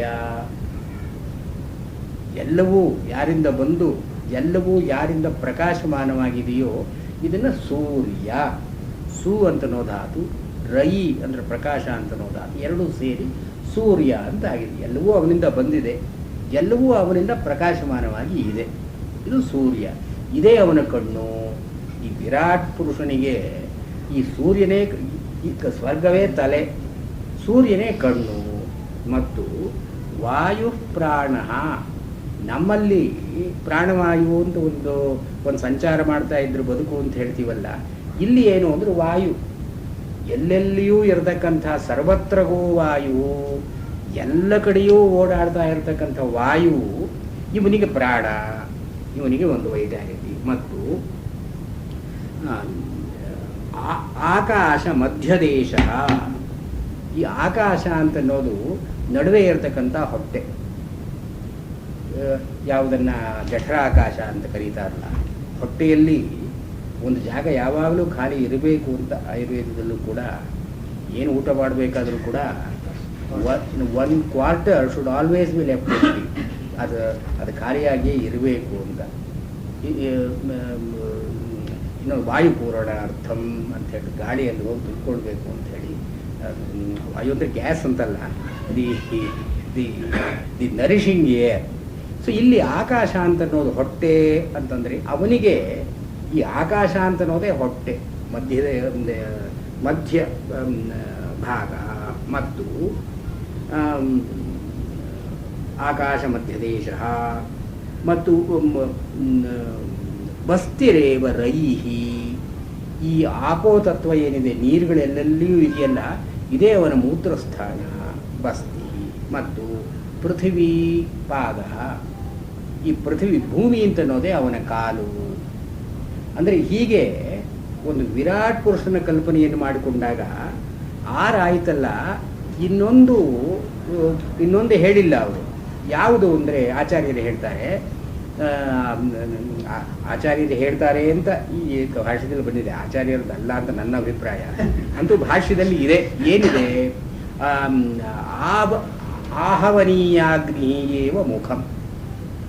ಇವನಿಗೊಂದು ಮುಖ ಅಂತಿರಬೇಕಲ್ಲ, ಬಾಯಿ ಅಂತಿರಬೇಕಲ್ಲ. ಯಾವುದು ಅಂದರೆ ಆಹವನೀಯಾಗ್ನಿ, ಅಗ್ನಿಗಳಲ್ಲಿ ಒಂದಾದ ಆಹವನ ಮಾಡತಕ್ಕಂಥ ಅಗ್ನಿ, ಇದು ಅವನ ಬಾಯಿ. ಹೀಗೆ 7 ಸಪ್ತಾಂಗ. ಯಾವುದು? ಆದಿದೈವಿಕವಾಗಿ ಅಂದರೆ ಸಮಷ್ಟಿ ಲೆವೆಲ್ನಲ್ಲಿ, ಅಂದರೆ ದಿ ಕಾಸ್ಮಿಕ್ ಲೆವೆಲ್. ಇದು ಆಚಾರ್ಯ ಪಾಪ ಹಿಂದೇನೋ ಕಮಿಟ್ಮೆಂಟ್ ಮಾಡ್ಕೊಂಡಿದ್ದಾರಲ್ಲ, ಅಲ್ಲಿಯೂ ಇದೆ, ಇಲ್ಲಿಯೂ ಇದೆ. ಅದಕ್ಕೇನೋ ಒಂದನ್ನು ಇವರೆಲ್ಲೋ ಹುಡುಕಿ ಒಂದೇನೋ ಹೇಳಬೇಕಾಯಿತು. ಬಟ್ ಮುಂದಿದ್ದು ಇಟ್ಸ್ ಮೋರ್ ಮೀನಿಂಗ್ಫುಲ್. ಈ ಇಂಡಿವಿಜುವಲ್ ಲೆವೆಲ್ನಲ್ಲಿ ಏನು ಅಂದರೆ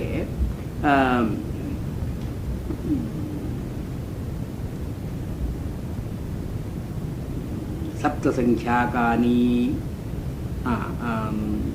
ಮೂರ್ಧಚಕ್ಷು ಪ್ರಾಣಶರೀರಾಂತರ್ಭಾಗಾನಿ.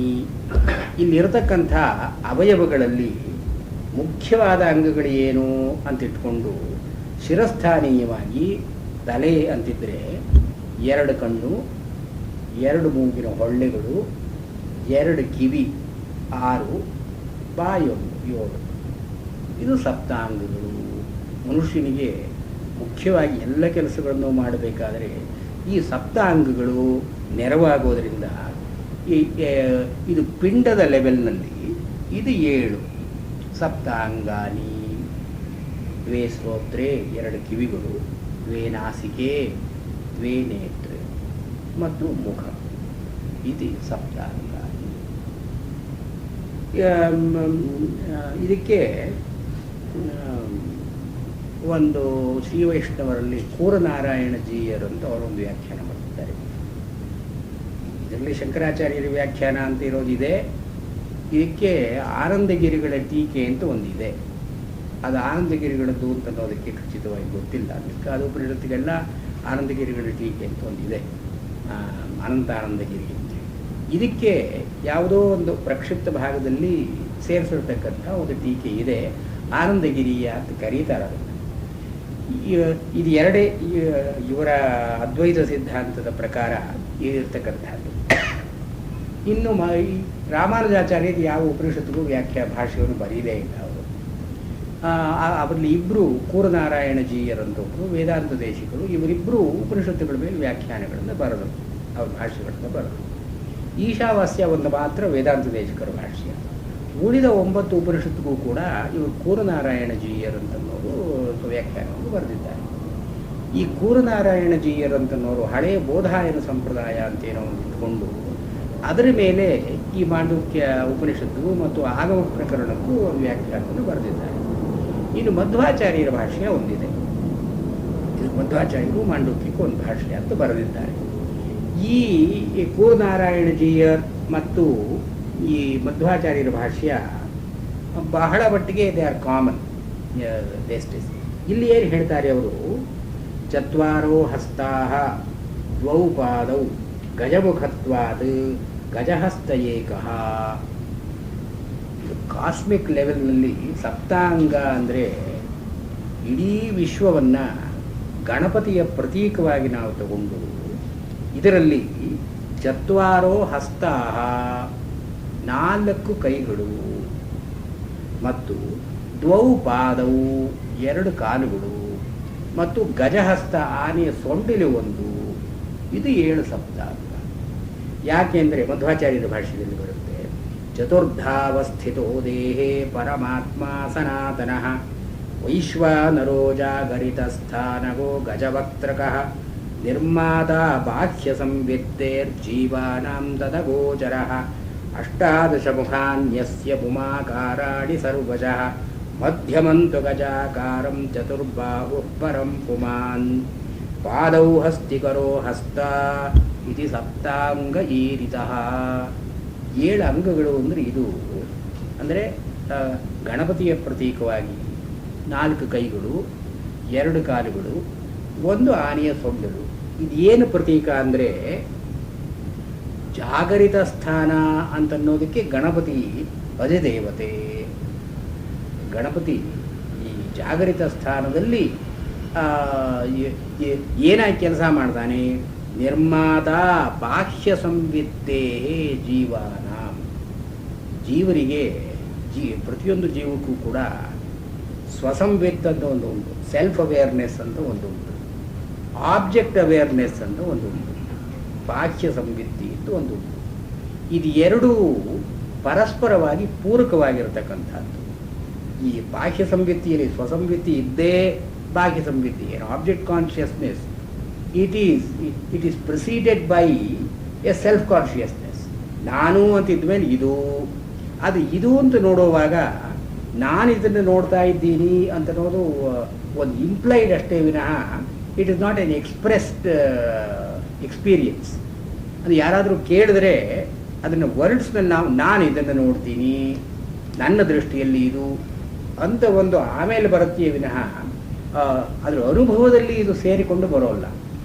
ಇದು ಅನುಭವದಲ್ಲಿ ಸೇರಿಕೊಂಡು ಬರಬೇಕಾದ್ರೆ ಒಂದು ಒಂದು ಈ ಸೆಲ್ಫ್ ಅವೇರ್ನೆಸ್, ಸ್ವಸಂವಿತ್ತಿ ಅಂತನ್ನೋದು, ಬಾಹ್ಯ ಸಂವಿತ್ತಿ, ವಿಷಯ ಸಂವಿತ್ತಿ ಅಂತನ್ನೋದು ಬೇರೆ ಬೇರೆಯಾಗಬೇಕು. ಈ ಬೇರೆ ಬೇರೆಯಾಗೋದು ಗಣಪತಿಯಿಂದ.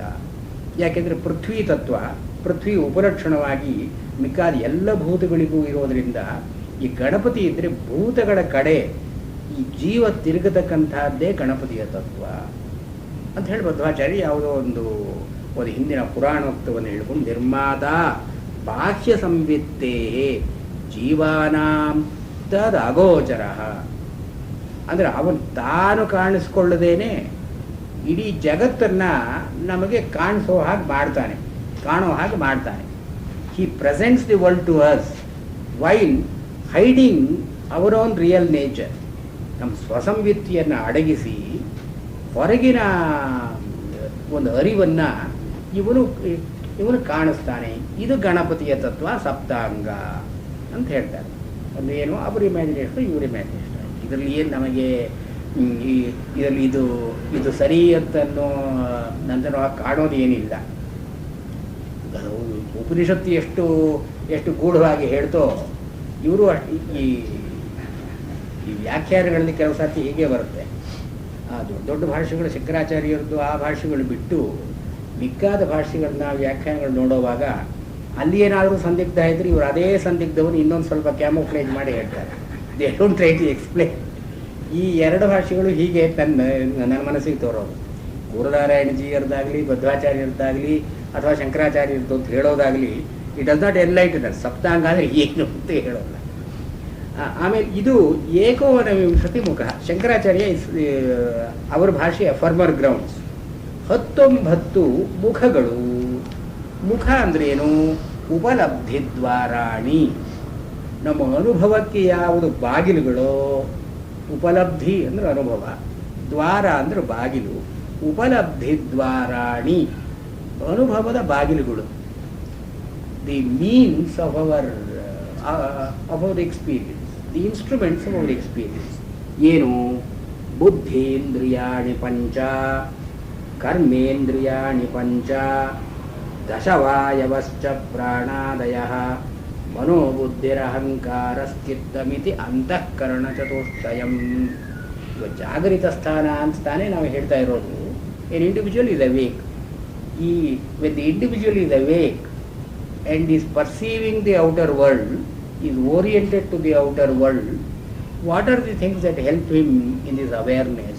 ಅಂದರೆ ಬುದ್ಧೀಂದ್ರಿಯಗಳು 5, ಕಣ್ಣು ಕಿವಿ ಮೂಗು ಇತ್ಯಾದಿಯಾಗಿ ಜ್ಞಾನೇಂದ್ರಿಯಗಳು 5 ಜ್ಞಾನೇಂದ್ರಿಯಗಳು, ಪಂಚಕ ಅಂತ ಹೇಳ್ತೀವಿ, ಜ್ಞಾನೇಂದ್ರಿಯ ಪಂಚಕ. ಮತ್ತು ಜಗತ್ತಿನಲ್ಲಿ ವ್ಯವಹಾರ ಮಾಡೋದಕ್ಕೆ ಬೇಕಾಗುವ ಹಾಗೆ ಕರ್ಮೇಂದ್ರಿಯಗಳು 5, ವಾಕ್ಪಾಣಿಪಾದ ಪಾಯು ಉಪಸ್ಥ, ಇದು 5 ಕರ್ಮೇಂದ್ರಿಯಗಳು, ಅಂದರೆ 10 ಆಯಿತು. ಇನ್ನು 10 ಇನ್ನು ಎಷ್ಟು, ಇನ್ನು 5 ವಾಯವ ಪಂಚಪ್ರಾಣಗಳು, ಪ್ರಾಣಾಪಾನ ವ್ಯಾನೋದಾನ ಸಮಾನ ಇತ್ಯಾದಿಯಾಗಿ. ಮತ್ತು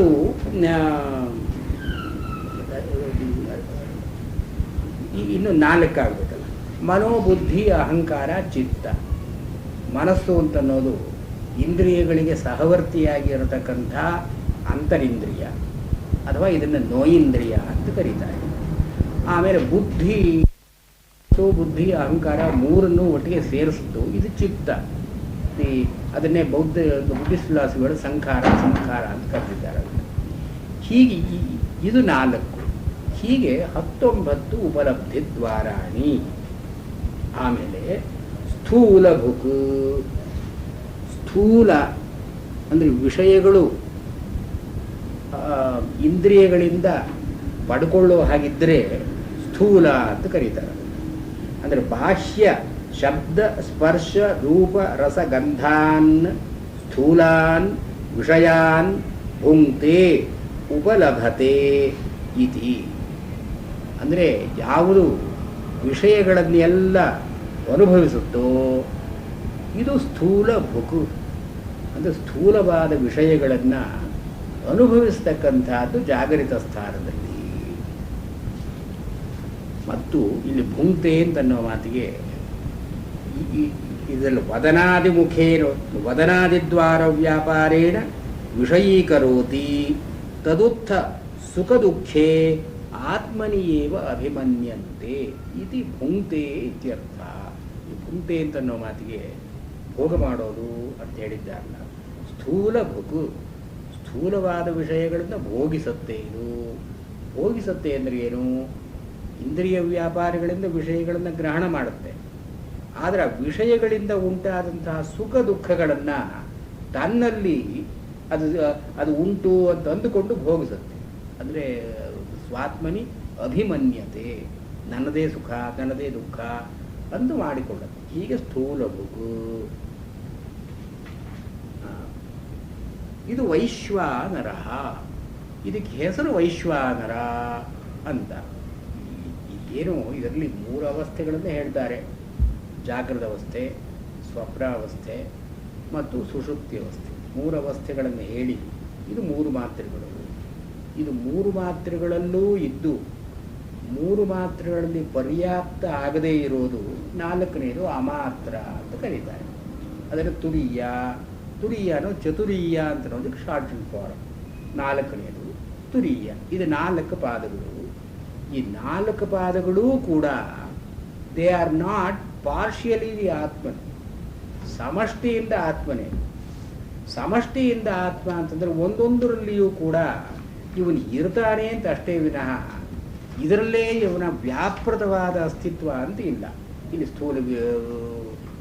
ಅದಕ್ಕಾಗಿ ಸ್ಥೂಲ ಭುಕು ಅಂತ ಹೇಳಿದ್ದಾರೆ, ಪ್ರವಿವಿಕ್ತ ಭುಕು ಅಂತ 2ನೇದಕ್ಕೆ ಹೇಳಿದ್ದಾರೆ. ಹೀಗೆ ಈ ಭೋಗ ಅಂತ ಅನ್ನೋದನ್ನು ಕೂಡ ನಿರ್ದೇಶ ಮಾಡಿಕೊಂಡು ಹೋಗಿದ್ದಾರೆ. ಬಹಿಷ್ಪ್ರಜ್ಞ, ಅಂತಃಪ್ರಜ್ಞ, ನ ಪ್ರಜ್ಞ, ಪ್ರಜ್ಞೆ ಇಲ್ಲದೇ ಇರತಕ್ಕಂಥ. ಇಲ್ಲಿ ಇವರನ್ನು ವೈಶ್ವಾನರ ಅಂತ ಕರೆದಿದ್ದಾರೆ. 2ನೇದನ್ನು ತೈಜಸ ಅಂತ ಕರೆದಿದ್ದಾರೆ ಸ್ವಪ್ನವನ್ನು. 3ನೇದನ್ನು ಪ್ರಾಜ್ಞ ಅಂತ ಕರೆದಿದ್ದಾರೆ. ಇದು 3 ಅವಸ್ಥೆಗಳಿಗೆ 3 ಹೆಸರುಗಳನ್ನು ಕೊಟ್ಟಿದ್ದಾರೆ. ಇಲ್ಲಿ ವೈಶ್ವಾನರ ಅಂತನ್ನೋ ಮಾತು ಉಪನಿಷತ್ತುಗಳಲ್ಲಿ ಬರುತ್ತೆ. ಇವಾಗ ಛಾಂದೋಗ್ಯದಲ್ಲಿ ವೈಶ್ವಾನರನ ಉಪಾಸನೆಯೇ ಒಂದಿದೆ, ವೈಶ್ವಾನರ ಉಪಾಸನೆ ಅಂತಲೇ ಬರುತ್ತೆ. ಈ ವೈಶ್ವಾನರ ಅಂತನ್ನೋ ಮಾತಿಗೆ 2 ವಿಧವಾಗಿ ಇಲ್ಲಿ ಭಾಷ್ಯ ಅರ್ಥವನ್ನೇ ಹೇಳಿದೆ. ಒಂದು, ವಿಶ್ವೇಷಾಂ ನರಾಣಾಂ ಅನೇಕಧಾ ನಯನಾತ್. ನರಾಣಾಂ ಅಂದರೆ ಮನುಷ್ಯರು, ವಿಶ್ವೇಷಾಂ ಅಂದರೆ ಎಲ್ಲ, ಅನೇಕಧಾ ಬೇರೆ ಬೇರೆ ರೀತಿಗಳಲ್ಲಿ ನಯನಾತ್ ಒಯ್ಯೋದರಿಂದ ವೈಶ್ವಾನರ ಅಂತ ಕರೀತಾರೆ. ವೈಶ್ವಾನರ ಅಂತನ್ನೋ ಮಾತಿಗೆ ವಿಶ್ವೇಶಾಂ ನರಾಣಾಂ ಅನೇಕಧಾ ನಯನಾತ್. ನಯನ ಅಂದರೆ ಒಯ್ಯೋದು, ನೀ ಧಾತು, ನೀ ಅಂದರೆ ಒಯ್ಯೋದು. ಅನೇಕಧ ಅನೇಕ ಪ್ರಕಾರವಾಗಿ ನಮ್ಮಲ್ಲಿ ಇಷ್ಟು ಜನ ಇದ್ದರೆ ಒಬ್ಬೊಬ್ಬರಲ್ಲಿಯೂ ಕೂಡ ಯದ್ಯಪಿ ಜಾಗರಿತೆ ಪ್ರತಿದೇಹಂ ಭೋಕ್ತೃಭೇದ ಪ್ರತೀಯತೆ. ಈ ಜಾಗರಿತ ಸ್ಥಾನದಲ್ಲಿ ಒಂದು ಸ್ವಾರಸ್ಯ ಏನು ಅಂದರೆ ಪ್ರತಿಯೊಬ್ಬ ವ್ಯಕ್ತಿಯೂ ಕೂಡ ತನ್ನ ಕರ್ಮಗಳು, ತನ್ನ ಕರ್ಮ ಫಲ, ತನ್ನ ಇಂದ್ರಿಯಗಳು ಹೀಗೆ ಬೇರೆ ಬೇರೆಯಾಗಿ ಹೋಗ್ತಾ ಇದ್ದಾನೆ. ಅನೇಕಧಾ ನಯತಿ. ವೈಶ್ವಾನರ ಒಬ್ಬನೇ ಆದರೂ ಕೂಡ ಎಲ್ಲ ಮನುಷ್ಯರಲ್ಲಿಯೂ ಇವನೊಬ್ಬನೇ ಇದ್ರೂ ಒಂದೊಂದು ದೇಹದ ವ್ಯಾಪಾರ ಬೇರೆ ಬೇರೆಯಾಗಿ ಮಾಡಿಸ್ತಾನೆ. ಅಂದರೆ ಏನು, ವೇಕಿಂಗ್ ಸ್ಟೇಟ್ನಲ್ಲಿ there is a plurality of the experiencers. ಕರ್ತೃಭೋಕ್ತೃತ್ವ ಅಂದ್ರೆ ಒಂದೊಂದು ದೇಹಕ್ಕೂ ಬೇರೆ ಬೇರೆಯಾಗಿ ಇದೆ. ಇದನ್ನೇ ಯಾರು ಮಾಡ್ತಾರೋ ಅವನು ವೈಶ್ವಾನರ. ಎಲ್ಲರಲ್ಲಿಯೂ ಇರತಕ್ಕ ವೈಶ್ವಾನರ ಒಬ್ಬನೇ. ಆದರೆ ಒಂದೊಂದು ದೇಹದಲ್ಲಿ ಇದ್ದಾಗ ಆ ದೇಹಕ್ಕೆ ಅನುಗುಣವಾಗಿ ಕರ್ಮಕ್ಕೆ ಅನುಗುಣವಾಗಿ ಫಲಕ್ಕೆ ಅನುಗುಣವಾಗಿ ಸುಖ ದುಃಖಾದಿ ಭೋಗ, ಇದನ್ನು ಮಾಡಿಸ್ತಾನೆ. ಇದು ವೈಶ್ವಾನರ ಅಂತನ್ನೋ ಮಾತಿಗೆ ಅರ್ಥ. ಇದು this problem does not arise in dream, nor does it become valid in deep sleep. Deep ಸ್ಲೀಪ್ನಲ್ಲಿ ಇವರ ಆಚಾರ್ಯರು ಇನ್ನೊಂದು ಕಡೆ ಅಂದರೆ ಇಲ್ಲಿ ಶಂಕರಾಚಾರ್ಯರ ಅಭಿಪ್ರಾಯ, ಇಲ್ಲಿ ಬರುವ ಅಭಿಪ್ರಾಯಕ್ಕೆ ವ್ಯತ್ಯಾಸ ಎಲ್ಲಿದೆ ಅಂದರೆ, ಶಂಕರಾಚಾರ್ಯರು ಬೃಹದಾರಣ್ಯಕ ಭಾಷ್ಯದಲ್ಲಿ ಸೂತ್ರಾತ್ಮ ಅಂತ ಒಂದು ಪದ ಉಪಯೋಗಿಸ್ತಾರೆ. ಸೂತ್ರಾತ್ಮ ಅಂದರೆ ಏನು, ನಮ್ಮಲ್ಲಿ ಅವಯವಗಳಿಂದ ಕೂಡಿದ ದೇಹದಲ್ಲಿ ಇರತಕ್ಕಂಥ ಪ್ರಾಣ ಮತ್ತು ದೇಹ ಕೂಡಿಕೊಂಡಿರತಕ್ಕಂಥ ಸ್ಥೂಲ ಸೂಕ್ಷ್ಮ ಶರೀರ ದ್ವಯ, ಇದಕ್ಕೆ ಮೂಲಭೂತವಾಗಿರತಕ್ಕಂಥ ಕಾರಣ ಶರೀರ ಅವಿದ್ಯಾತ್ಮಕವಾದದ್ದು. ಇಷ್ಟು ಪ್ರತಿ ಮನುಷ್ಯನಲ್ಲಿಯೂ ಕೂಡ ಇರತಕ್ಕ ಸ್ಥೂಲ ಶರೀರ, ಸೂಕ್ಷ್ಮ ಶರೀರ ಮತ್ತು ಕಾರಣ ಶರೀರ. ಈ ಕಾರಣ ಶರೀರ ಅಂತನ್ನೋದೇ ಅವಿದ್ಯಾ ಮಾಯ ಅಂತ ಹೇಳ್ತಾರೆ. ಈ ಮೂರು ಇದ್ದಾಗ ಅವನಿಗೆ ಪ್ರತಿ ವಿಷಯವೂ ಕೂಡ ಬೇರೆ ಬೇರೆಯಾಗಿ ಕಾಣುತ್ತೆ. ಯದಾ ಪಶ್ಯತಿ, ಯಾವುದಾದ್ರೂ ಒಂದು ವಿಷಯವನ್ನು ನೋಡುವಾಗ ಆ ವಿಷಯಕ್ಕೂ ಇವನ ಇಂದ್ರಿಯಕ್ಕೂ ಸಂಬಂಧ, ಇವನ ಮನಸ್ಸಿನ ವಾಸನೆಗಳಿಗೂ ಇವನ ಇಂದ್ರಿಯ ಸಂವೇದನೆಗೂ ಸಂಬಂಧ. ಅದರ ಸುಖ ದುಃಖಗಳು ಇವನಿಗೆ ಮಾತ್ರ. ಅಂದರೆ ಏನು, ಶರೀರಾಯತ್ತಂ, ಶರೀರದಲ್ಲಿಯೇ ಅಡಗಿರತಕ್ಕಂಥ experience is confined to the body. ದೇಹವನ್ನು ಮೀರಿ ಯಾವ ಅನುಭವವೂ ಹೋಗೋಲ್ಲ. ಇದನ್ನು ಏನು ಕರೀತಾರೆ, ಇವನು ಶಾರೀರಾತ್ಮ ಅಂತ ಕರೀತಾರೆ. ಶರೀರದಲ್ಲಿ ಇರತಕ್ಕಂಥ ಆತ್ಮ ಇವನು ಹೇಗೆ, ಪ್ರತಿ ದೇಹ ಭಿನ್ನ, ಒಂದೊಂದು ದೇಹದಲ್ಲಿ ಇವನು ಬೇರೆ ಬೇರೆ. ನನಗೊಬ್ಬ ಶಾರೀರಾತ್ಮ, ನಿಮಗೊಬ್ಬರು, ಅವರಿಗೊಬ್ಬರು, ಈ ಒಂದೊಂದು ಶರೀರದಲ್ಲಿಯೂ ಕೂಡ ಶಾರೀರಾತ್ಮ ಅಂತ ಬೇರೆ ಬೇರೆ ಇದ್ದಾರೆ. ಆದರೆ ಯದಾ ಸರ್ವೇ ಸ್ವಪಿತಿ, ಎಲ್ಲರೂ ಮಲಕ್ಕೊಂಡಿದ್ದಾಗ ಯಾವ ಆತ್ಮ ಇರ್ತಾನೆ, ಸೂತ್ರಾತ್ಮ ಅಂತ ಆಚಾರ್ಯರು ಹೇಳ್ತಾರೆ. ಎಲ್ಲರಲ್ಲಿಯೂ ಕೂಡ ಇದ್ದು ಲೈಕ್ ಎ ಥ್ರೆಡ್, ಸೂತ್ರೇ ಮಣಿಗಣಾಯ, ಮಣಿಗಣದಲ್ಲಿ ಮಣಿಗಳು ಬೇರೆ ಬೇರೆ, ಮಣಿಗಳನ್ನೆಲ್ಲ ಒಟ್ಟಿಗೆ ನಿಲ್ಲಿಸೋದು ಯಾವುದು, ದಾರ. ಹಾಗೆ ಎಲ್ಲರಲ್ಲಿಯೂ ಇರತಕ್ಕ ಆತ್ಮ ಅವರನ್ನು ಸೂತ್ರಾತ್ಮ ಅಂತ ಕರೀತಾರೆ. ಅಂದರೆ ಏನು, ಕಲೆಕ್ಟಿವ್ ಕಾನ್ಷಿಯಸ್ನೆಸ್ ಅಂತ ಅಲ್ಲ, ಅದಕ್ಕೆ ಸಂಬಂಧಪಟ್ಟ ಹಾಗೆ there is a primal consciousness which we all share in common, but when we are awake, that is lost. Iವಾಗ many of the things which are very dominant among children do get lost when we grow up. ಹೀಗೇನೆ ಸಿವಿಲೈಸೇಷನಲ್ಲಿ ಕೂಡ primitive ಸ್ಟೇಜ್ನಲ್ಲಿ ಇರೋಂಥ predilections and propensities they get lost in sophistication, in civilisation. ಅದಾಗ್ತಾ ಇದೆ. ಹಾಗೆ ಇದು ಈ ಒಂದು ಕಲೆಕ್ಟಿವ್ ಅನ್ಕಾನ್ಷಿಯಸ್ ಅಂತ ಅನ್ನೋದು ಇವಾಗ ಯೂಂಗ್ discovered many of these symbols in the primitive myths. ನಮ್ಮ ಮೈಥಾಲಜಿ ಒಳಗೆ, ಲೆಜೆಂಡಲ್ಲಿ, ಪುರಾಣದ ಕಥೆಗಳಲ್ಲಿ ಬರುವಂತಹ ಸ್ವಾರಸ್ಯ, they hearken to a period when the sophistication was not there. ಅಲ್ಲಿ ಮಕ್ಕಳಿಗೆ ಕಥೆ ಹೇಳುವಾಗ ಅವರಿಗೆ ಇದೇನು ಸಂಭವವೋ ಹೀಗಾಯಿತು ಅಂತ ಕೇಳುವಂಥ ಪ್ರಶ್ನೆ ಅವ್ರಿಗೆ ಇರೋಲ್ಲ. ಕತ್ತೆ ಹೀಗೆ ಹೇಳ್ತು, ನಾಯಿ ಹೀಗೆ ಹೇಳ್ತು ಅಂದರೆ ಕತ್ತೆ ಮಾತಾಡುತ್ತೆ ಅಂತ ಯಾವ ಮಗುನೂ ಕೇಳೋಲ್ಲ. ಸ್ವಲ್ಪ ಬುದ್ಧಿ ಇದ್ದವನು ಕೇಳ್ತಾನೆ. ಆ ಲೆವೆಲ್ನಲ್ಲಿ the behaviour is at a ಒಂದು collective unconscious level. So that's why children of all ages and all type behave in characteristically same way. ಈ ಚೈಲ್ಡ್ ಸೈಕಾಲಜಿ ಒಳಗೆ ಡಿಫ್ರೆನ್ಸೇ ಇಲ್ಲ. ಅಡಲ್ಟ್ ಸೈಕಾಲಜಿ ಒಳಗೆ ಇದು ಎಥ್ನೋಸೆಂಟ್ರಿಕ್ ಬಂದ್ಬಿಡುತ್ತೆ. ಇದು ಪ್ರಿಮಿಟಿವ್ ಸೊಸೈಟೀಸ್ ಎಲ್ಲ ಕಡೆಯೂ ಒಂದೇ ಒಂದು ರೀತಿಯಾಗಿ ಬಿಹೇವ್ ಮಾಡ್ತಾರೆ. Well it's Australia, Nordic races ತಗೊಳ್ಳಿ, ಇಂಡಿಯಾ ತಗೊಳ್ಳಿ, ಎಲ್ಲ primitive societies they behave in characteristic ways. ಇದನ್ನು ಶಂಕರಾಚಾರ್ಯರು ಏನು ಕರೀತಾ ಇದ್ದಾರೆ, there is a level at which we all function and we go to it repeatedly again and again. ಅದು ಇಲ್ಲದೇ ಇದ್ದರೆ ಈ ಒಂದು ಪ್ರತಿದೇಹ ಭಿನ್ನವಾದ ಶಾರೀರಾತ್ಮನಿಗೆ ನೆಲೆ ಇಲ್ಲ. ಆದ್ದರಿಂದ ಅದನ್ನು ಸೂತ್ರಾತ್ಮ ಅಂತ ಆಚಾರ್ಯರು ಕರೀತಾರೆ. A very powerful idea. ಬೃಹದಾರಣ್ಯಕದಲ್ಲಿ ಬರುತ್ತೆ ಸೂತ್ರಾತ್ಮ. ಅದನ್ನು ಇಲ್ಲಿ ಹೇಳಬಹುದಾಗಿತ್ತು ಅವರು. ಇಲ್ಲಿ ಸುಷುಪ್ತಿ ಅವಸ್ಥೆಯನ್ನು ಹೇಳುವಾಗ that would have been very relevant here, but ಆ ಪ್ರಶ್ನೆಯೇ ಇಲ್ಲಿ ಎತ್ತೋಲ್ಲ. ಶಂಕರಾಚಾರ್ಯ ಮರ್ತೋಯ್ತು ಅಂತ ಹೇಳಬೇಕು ನಾವು. ಅವ್ರು ಸರ್ವಜ್ಞರು ಅಂದರೆ ಅದನ್ನು ಹೇಳೋದು ಸಾಧ್ಯ ಇಲ್ಲ.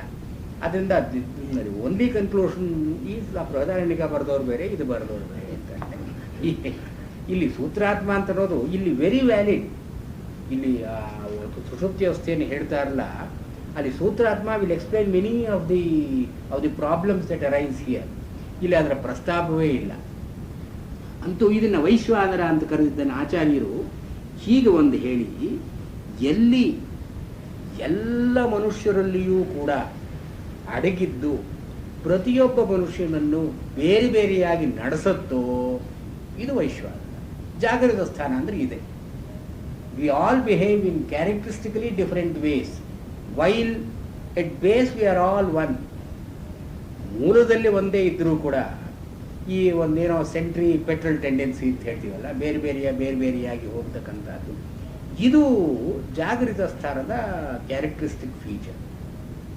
ಆ್ಯಂಡ್ ಇದು ಪ್ರತಿದೇಹ ಭಿನ್ನ ಮಾತ್ರ ಅಲ್ಲ, ಪ್ರತಿಯೊಂದು ಅನುಭವದಲ್ಲೂ ಕೂಡ ಹೀಗೆ ಫ್ರ್ಯಾಗ್ಮೆಂಟೇಷನ್, ಬೇರೆಯ ಒಡೆದು ಇದನ್ನು ನೋಡ್ತೀನಿ, ಅದನ್ನು ನೋಡ್ತೀನಿ ಬೇರೆ ಬೇರೆಯಾಗಿ. ಅಂದರೆ ನೋಡೋ ಕಣ್ಣು ಒಂದೇ ಆದರೂ ಕೂಡ ನೋಡೋ ವಸ್ತುಗಳಿಗೆ ಅನುಗುಣವಾಗಿ ಅನುಭವಗಳು ಬೇರೆ ಬೇರೆಯಾಗಿ ಬರುತ್ತೆ. ಇದು ಪರಿಚ್ಛಿನ್ನ ಅನುಭವ ವಿಧಾನ ಅಂತ ಕರೀತಾರೆ. The experience is fraction, is fragmented, ಭಿನ್ನವಾದ ಎಕ್ಸ್ಪೀರಿಯನ್ಸ್. ಇದು ಜಗತ್ತಿನಲ್ಲಿ involvement in the world. This is how the individual involves in the world. ಒಂದೊಂದು ವಿಷಯದಲ್ಲೂ ಕೂಡ ಬೇರೆಯಾಗಿ ನಾವು ವ್ಯವಹಾರ ಮಾಡ್ತೀವಿ. ಅಂದರೆ ಏನು, ಹೆಂಡತಿ ಜೊತೆ ಒಂದು ರೀತಿಯಾಗಿ, ಗಂಡನ ಜೊತೆ ಒಂದು ರೀತಿಯಾಗಿ, ಮಕ್ಕಳ ಜೊತೆ ಒಂದು ರೀತಿಯಾಗಿ, ಬೇರೆಯವ್ರ ಜೊತೆ ಒಂದು ರೀತಿಯಾಗಿ. ಇದು it is A inherent feature of waking life. Waking life ಅಂದರೆ ಫ್ರ್ಯಾಗ್ಮೆಂಟೇಷನ್ನೇ. ಆದ್ದರಿಂದಲೇ ಇದರಲ್ಲಿ ಕ್ಲೇಶ ಜಾಸ್ತಿ ಅಂತ ಅವ್ರು ಹೇಳೋದು. ಸೊ ಸ್ಟ್ರೆಸ್ ಏನು ಬರಬೇಕಾ? ಇದು ಇಲ್ಲಿ ಇದು ಯಾಕೆ ಅಂದರೆ ಇದು this is against the individuals own nature.